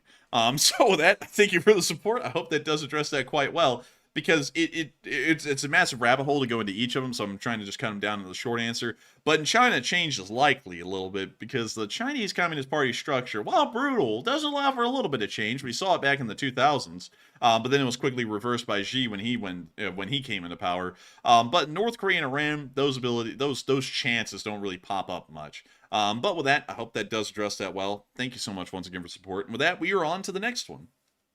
And the next one goes to Frostbright Productions. Once again, he puts in 5 and says, you want a turret toss vid ? I'll make the LSA one and have it ready for next Tuesday. And would like you guys to play it after the speech if you want. And he said, Epidemic Sound Music. And Frostbright, if I know correctly about Epidemic Sound, I've used them before. I think you actually have to be the account holder to have a license to actually play that music, or otherwise they'll still slam you with a copyright, if I'm not mistaken. But if we could play that video, that would be cool. But Enforcer, what say you? That would be pretty cool. And if you wanted to make one and we were able to play it without getting slammed with the copyright, I would play it. And so with that, or you could throw no audio in at all and we could just play it. That probably would be the safest option. We could add audio. Yeah, we could add audio, and I could just do my noise effects. I could go, or something like that, like a little music, But beyond that, thank you so much once again, Frostbright Productions, for the support and helping the channel keep on rolling. I hope we addressed that well, and we are on to the next one. And the next one goes to Quantum Fighter, who puts in the 5 and says, did you know the hedgehog is NATO's lost symbol? And let's see a 1500th century painting of a hedgehog. And cheers, Enforcers, and love the show, and down with Putin. And thank you so much for the support. And you wouldn't believe it, Matthew. The hedgehog may be a real deal. Let me see. Hedgehog. The hog of the hedges. The NATO hedgehog. And it is real. Oh my god! He's real! It's real! I can't believe this. They actually had a goofy little hedgehog. Look at that. That was the NATO symbol. That's a hedgehog, man? I thought that was something else. Man, it's holding like a German, it's a flute. It's playing music to the little baby hedgehogs. Oh, damn, man. It took me like 5 minutes to figure out what was going on in this painting. Yeah, those are baby hedgehogs. Man, I gotta say, whoever painted this really didn't believe in giving any space to the characters. I can't hardly tell what's going on. What's that thing over there in the corner? I think that's a bear, sulkingly walking away. Is that a bear? Man, that bear's going. Jeez, man, looks like some haunted ghoul over there in the corner. Dude, you know what that looks like? It looks like a hot dog, man. That's what it looks like. Oh yeah. It's sulking man. and everything. Oh man. Oh man. Oh goodness. Oh. Let's see if we can find a 15th century painting of a hedgehog. I'm glad they got rid of this. I gotta say, I'm not a huge fan. There's a color one right there. At least you can kind of tell what's going on a little bit better. Man, that thing be jiving on this flute, though. I mean, this thing be vibing on the thing. It is into it. Look at it. It's looking up into the sky. It's all happy. You still got that sulking-looking stupid bear in the corner going, "Aw, look at the eyes, dude. The pupils are, looking up into the air." What the hell is... Dude, this thing is on coke. It really is. Man, that thing is overdosing over there or something with the way those eyes are going up in the head. Man, that is crazy. Oh, man. Also, by the way, 15th century paintings of hedgehogs are a trip. No lie. You want to see him? We got him. So this is one right there. That's a hedgehog. And then this is one. Dear Lord. That's... Oh my god. Oh my god. Oh my god. Man, what's up with that thing? It's got the head of a wolf on it, man. Just more like a goat. It's got goat legs. Ew. I don't even know what the hell to make of this, man. This is like some satanic crap or something. I don't know what's up with this. Hedgehog with apple stuck to it. It's funny. Comedy, even. This is a medieval drawing. I thought this was like something that a 5th grader made or something in the modern day, but it's medieval. Dude, you know what? Better yet, Matthew. Hold up. We can make a whole skit out of this one here with the hedgehogs with the apples on it. What's that? Oh man, let me go find it. Let's see here. We gotta find the good music though. Okay, so here we go. Oh god, dude. I feel like I'm about to cringe doing this, man, but we gotta do it with the hedgehog with the apple. Oh, I'm telling you, sir, it's the funniest thing ever. Yeah, it's gonna be copyrighted, Yeah, man. Get that out of here. But hey, it's kind of wild. You're gonna Man, get a slam with a massive copyright strike out man, here. on God. But beyond that, Man, you could have played anything more copyrighted than that. Good hey, lord. man, hey man, I'm just doing my thing. But beyond that, it's kind of funny. But beyond that, look at this one, dude. This would be looking sly. Oh. Dude, Man, that one's a jeez. freaking mole. That's not a hedgehog. Why does that thing remind me, if it spoke, it would have like a Herbert the Pervert accent or something like, "Oh, there, little fella, can I interest you in a popsicle? Hey there, you want to drink some NyQuil? Do you want to drink NyQuil? Or something like that. Oh my No, goodness. I don't want any more NyQuil. Dude, this thing, Oh, man. this thing is called Hans Hoffman. It's a very appropriate name for this hedgehog. I'm just kidding. The painting is actually This called is in a the hedgehog. Metropolitan Museum of Art? Yes. Huh.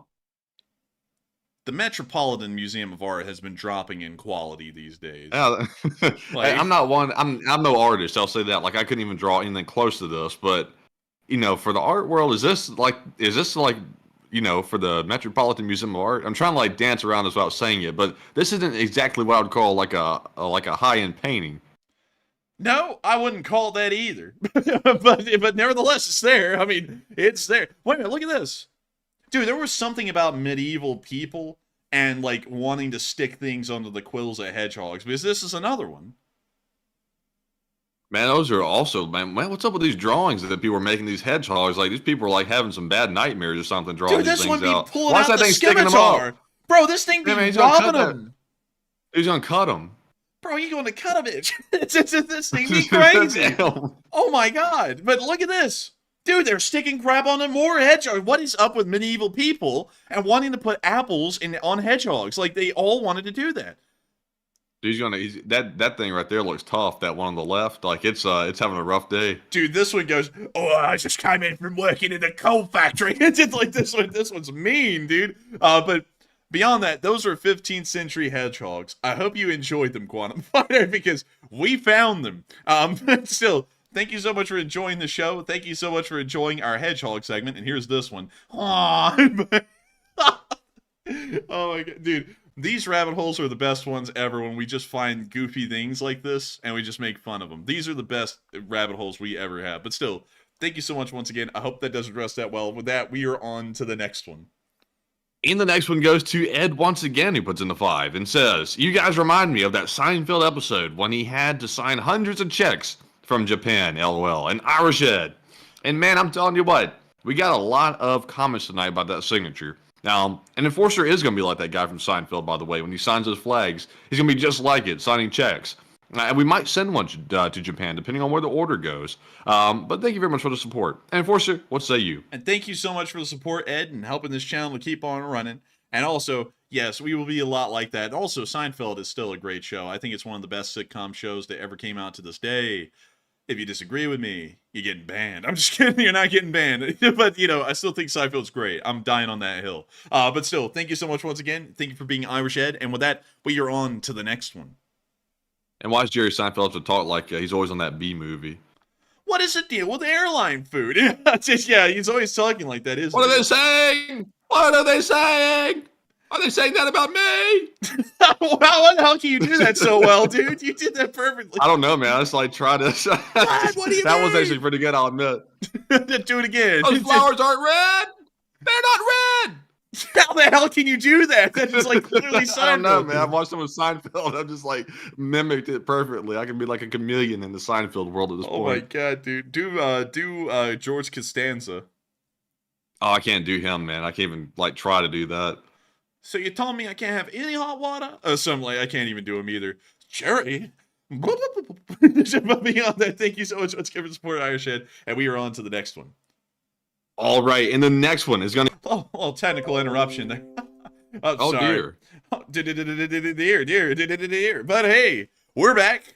We're going at it. And thank you to Rick V, who said, Mateheads! Thank you. With that, Matthew, Get out of here. what did I unfortunately interrupt you with the computer throwing itself off the internet again?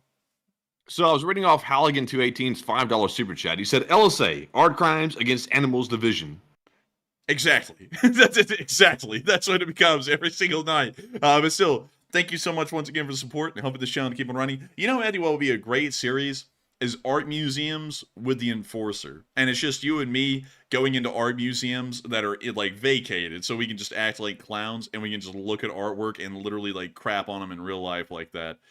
I'm actually probably banned from like going to art museums. The last time I went, I had to go on a college sanctioned like trip to the art museum or whatever. And apparently, like they go around asking people on this like trip that we went on, like, what is the message behind this art or something like that. And apparently, you're supposed to give like the right answer or something like that. And I can't remember what I even said. It was some goofy painting. It was like paint smeared on a canvas. There was nothing to it. It was just like some red and blue paint smeared everywhere. And I was like, I really don't see anything in this. And that, like, apparently was like a no-no answer or something like that. Everybody's like, like, what am I supposed to see in this? It's literally just red and blue paint like all over the wall. I can't help that you took some some blood and dog shit and wiped it on the canvas and called it art. Like, this means nothing to me. Like, you know, like y'all know what I mean, right? Like, art, to me, like, photorealistic paintings are art, to me, because it takes a lot of effort to do that. Putting crap on a canvas, like just taking your brush and just smacking it across the canvas, that's not art. That's just bullshit. Just raw, unfiltered. I find it to be bull. Because we had a viewer, Matthew. Who was it, Matthew? I forgot their name, but they sent us the painting. Remember the Bakhmut painting? The Bakhmut. I can't remember off the bat. I don't think I'm thinking of the right painting or something. I'm so sorry to whoever sent that because I can't remember your name. But I. Oh wait a minute, you're talking about the Bakhmut painting, the one we have sitting in your office? Yeah, the one in here. Oh, that was Kimberly that sent that. Yeah, Kimberly sent that painting. That is art. Like, that is legit art. Because it's beautiful. It's gorgeous. If y'all don't know, it was one of our thumbnails, and Kimberly painted it up, and it's beautiful. I mean, like, we ought to actually put that on the Patreon sometime and show people that. But it was gorgeous. That's what I call art. That is true art. Kimberly was a amazing artist. But when you put crap on a canvas, like a white canvas that isn't even completely painted, some of it's just blank, and you just take like some red and smack it on there, and then some blue, and then some yellow, that ain't art. That's garbage. I could do that. A kid could do that. An ape could do that. Like, an ape did do it one time and fooled art critics. Did you know that, Matthew? Did you know that?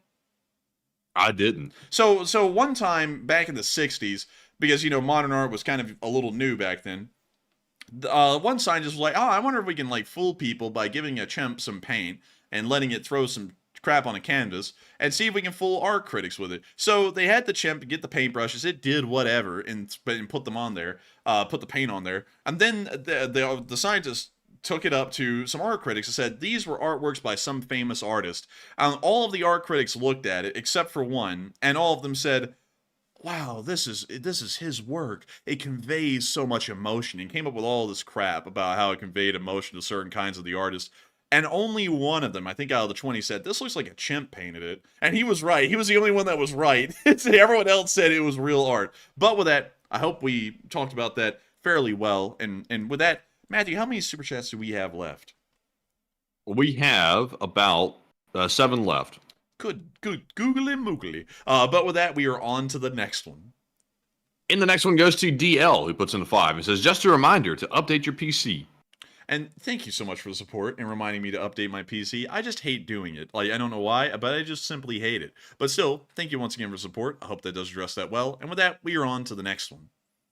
And the next one goes to Georgy Milishev once again, who this time puts in a 5 and says SOCOM will implement the 338 Norma Magnum in the new Reaper, replacing the 7.62 M240 and the 50 cal M2 Browning Ohio Ordnance. Thank you so much for sharing that, Georgie, and thank you for your support. Also, I would say, yes, I have heard about that, I believe, and that will be really interesting to see how that works, because 338 Norma Magnum is huge. And so with that, thank you so much once again. I hope that does address that well. And with that, we are on to the next one. And the next one goes to Junebug72, who puts in a 4. And it does not leave a comment. But thank you very much, as always, Junebug, for supporting the channel and helping to keep us running. And we also have a 2 from Mamba Mentality, who says, welcome all viewers to the LSA community. And yes, indeed, welcome. And welcome to the community. And so with that, thank you once again. And we are on to the next one. And our next one goes to Honest Ratings, who puts in a 2 and says, Dibs, man, this one's kind of wild. I got to tell you what, this one is definitely a little bit wild. Oh, we ain't reading that. You're being very honest. You're being very honest out here. Almost too honest. Sometimes honesty can get you locked up. Oh, goodness. But thank you very much for the support, and we appreciate it very much. And up next, we have a 2 from Death for Real, who said, where'd the gibberish German phrase come from? So the gibberish German phrase came out of nowhere one night. That's a great question. It literally came out of nowhere because someone was talking about, oh, no, it didn't come out of nowhere. It came out of us watching that Volodymyr Solovyov guy talk about Schultz. And then Schultz one day, because, like this Russian guy called Solovyov, who was a propagandist, would go, Schultz, and then he'd make fun of him. And then one day on, that guy's show, he went, Geschlick or something like that, and I was like, oh, that was hilarious, because it was so forced. And then one day after that, Schultz actually went up to his speech and he started yelling to the crowd, and he was like, Geschlickman in the Lagman in the Deutschen Volk. And we were like, that is the funniest thing ever, because it sounded a lot like some other guy from the 40s. And so after that, whenever anyone would bring up Schultz, like Schultz, like the guy in Germany, I would just automatically go, Geschlickman, and then I try to add on a little bit in the future, to make it sound a little bit more like what we were trying to, parody. And then I went, Geschlickman in the Deutschen Volk, and the last part means of the German people, but the first part means nothing. It's just bull. It literally, I don't even know what the hell it would mean. It's not even a real word. I just came up with it out of the blue. But that's where it comes from. That's where that joke originated from. And so with that, I hope that does address that well. Thank you once again for the support. And with that, we are on to the next one. All right, and with that was actually our last super chat to address. So we are now moving into our live chat segment, and we have our Morse code decoders of the stream first. Tonight we had Cliff Simonson, Mark Hodges, Earl Bernew, Paul Schultz, Kevin J, Rumpelstiltskin, David Millsaps, and also Toxic Bananas. They said that tonight's Morse code message said, the freedom of Russia has long been coming, and long live the LSA. Slava Ukraine and Slava Free Russia. And that is the sound of money. Y'all hit it on the jackpot. Dead on the nail. That was the Morse code message of the night. I got to congratulate y'all once again for getting that correct. That is really impressive. And I got to say, thank y'all for getting it correct on 748 Days of War. With that, we are going to be moving on into the live chats. Unfortunately, however, we will only be able to address 3 because the news segment was 2 hours long. The question segment has now gone on for 1 hour and 40 minutes. So sadly, we're very limited on time, but we will make sure to get 3 live chats from the question segment because it is free to ask a question. Just unfortunately, due to time constraints and the stream being 3 hours and 46 minutes long, we won't really be able to answer a lot of them. And so with that, we are on to the third to last question of the night. And this one goes to Geek Hippie, who says, how long until the new military package arrives in Ukraine?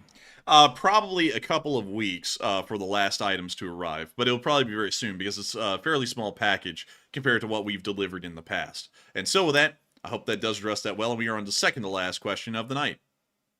And this one goes to THX, who says, has there been any indication that Russian military units within Russia have joined the Free Russians? Not at the moment. There probably will be some indications of that in the future in very small numbers, but for now we haven't heard of any, not even an individual soldier. And so with that, I hope that does address that quite well, and we are on to the final question of the chat. And so, who is the lucky last person who threw in the lucky last question of the night? And that viewer is CB55, who says, Enforcer Matt, is this warning that the US and the UK embassies warned the citizens about, do you think that it was related to this invasion? Actually, I forgot to even talk about that. Thank you for bringing that up. I was telling Matthew about that in the 10-minute countdown. I was like, hey, Matthew, I think that was actually what the embassies were talking about, was this upcoming invasion, and the window was a little bit off. So I'd say, yeah, I think that's actually what they were warning about. Not really terroristic events, but probably that there was going to be a full-scale armed invasion, so they're like, oh, stay home, please, for the love of God. Maybe that was it, because that seems like the most plausible option to what they were saying, because no terroristic attack happened, but a full-scale invasion of Russia in the Kursk and Belgorod Oblast did happen around the same time. So I feel like they may be connected to each other. But once again, that's just a feeling. That's not really anything true or confirmed. But with that, I hope that does address that very well, and at 3 hours and 50 minutes into this stream, it is time to end. I've got to thank all of you so much once again for watching. Unbelievably, there's still 3.8 thousand of y'all here, and we are entirely honored to be able to run this stream for so many of y'all. It's been an absolute pleasure. It's been an absolute honor to know that so many people have found this channel tonight and have enjoyed it, because right now, at this very moment, we have passed 1,000 subscribers today. We've gained 1,000 subscribers from the start of the day to the end of the day today. 1,000 new people who have joined the Lee Spring Army. I've got to say that we're entirely honored to know that all of y'all are here with us, and we absolutely appreciate that y'all find this to be a quality source of news. Tonight, at the peak, there were 9.6 thousand people here. Oh, the highest stream. That's a ton. The highest stream that we've had in an incredibly long time. And right now, as we're rounding out the stream, 73,000 people have watched this stream from when it began. Each one of y'all watching for about 20 minutes on average. It's been such an honor to be able to run this thing for y'all. I cannot tell y'all enough. I don't view y'all as numbers. I don't view y'all as subscribers. I view y'all as friends. And amazing people who've been here with us watching this pretty much adventure go on for over 2 years as we continue to watch Ukraine and the Western world fight against evil and try and make sure that freedom and liberty will prevail even in the far eastern fringes of Europe.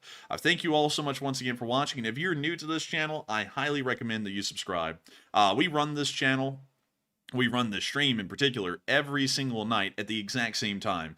So tonight, for many of y'all around the world, this stream was an hour early compared to what it normally is. It will be like that for about the next 6 months because daylight savings time just came in America. Something that most of y'all don't have, but here in America, the clocks still work off of it, so we're now about an hour early for most of y'all. But y'all can count on us to be here at the exact same time every single night for the 6 days a week, except for Mondays, covering the war in Ukraine in picture and video evidence. And you can count on us to be here tomorrow. Hell, you can count on us to also make short war summaries as well. You know, the stream isn't for everyone. Some of y'all may have found this stream, but some of y'all may find it a little bit too drawn out, a little too long-winded, maybe a little bit too lackadaisical. And if that is what the case is for you, we do have short war video summaries, which are about 10 to 12 minute long videos that are put out hopefully every day that cover some of the top topics of the war. It's a lot more serious, a lot more cut and dry. So if you like that kind of stuff, you'll like that a great deal. But with that, I thank you all so much once again for watching. Thank you all for the incredible support. Thank you for hitting the like button. And I thank you all for being LSA. And so with that, good night, good luck, take care, stay safe, Slava Ukraini, and long live the Lee Spring Army. The Lee Spring Army will never die. And good night, folks. We'll see you all tomorrow night at 10 p.m. Eastern for our nightly war news stream. And be sure to join me tomorrow for the short war summary, which I'll be putting out around midday. And once again, thank you all for another great stream. And of course, Slava Ukraine, Heroem Slava, and good night.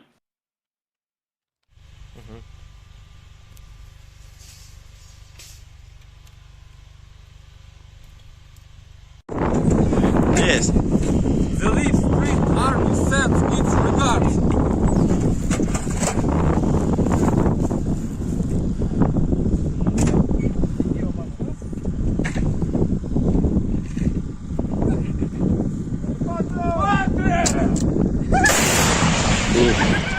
Русский военный корабль. Предлагаю сложить оружие и сдаться. Русский военный корабль, иди нахуй.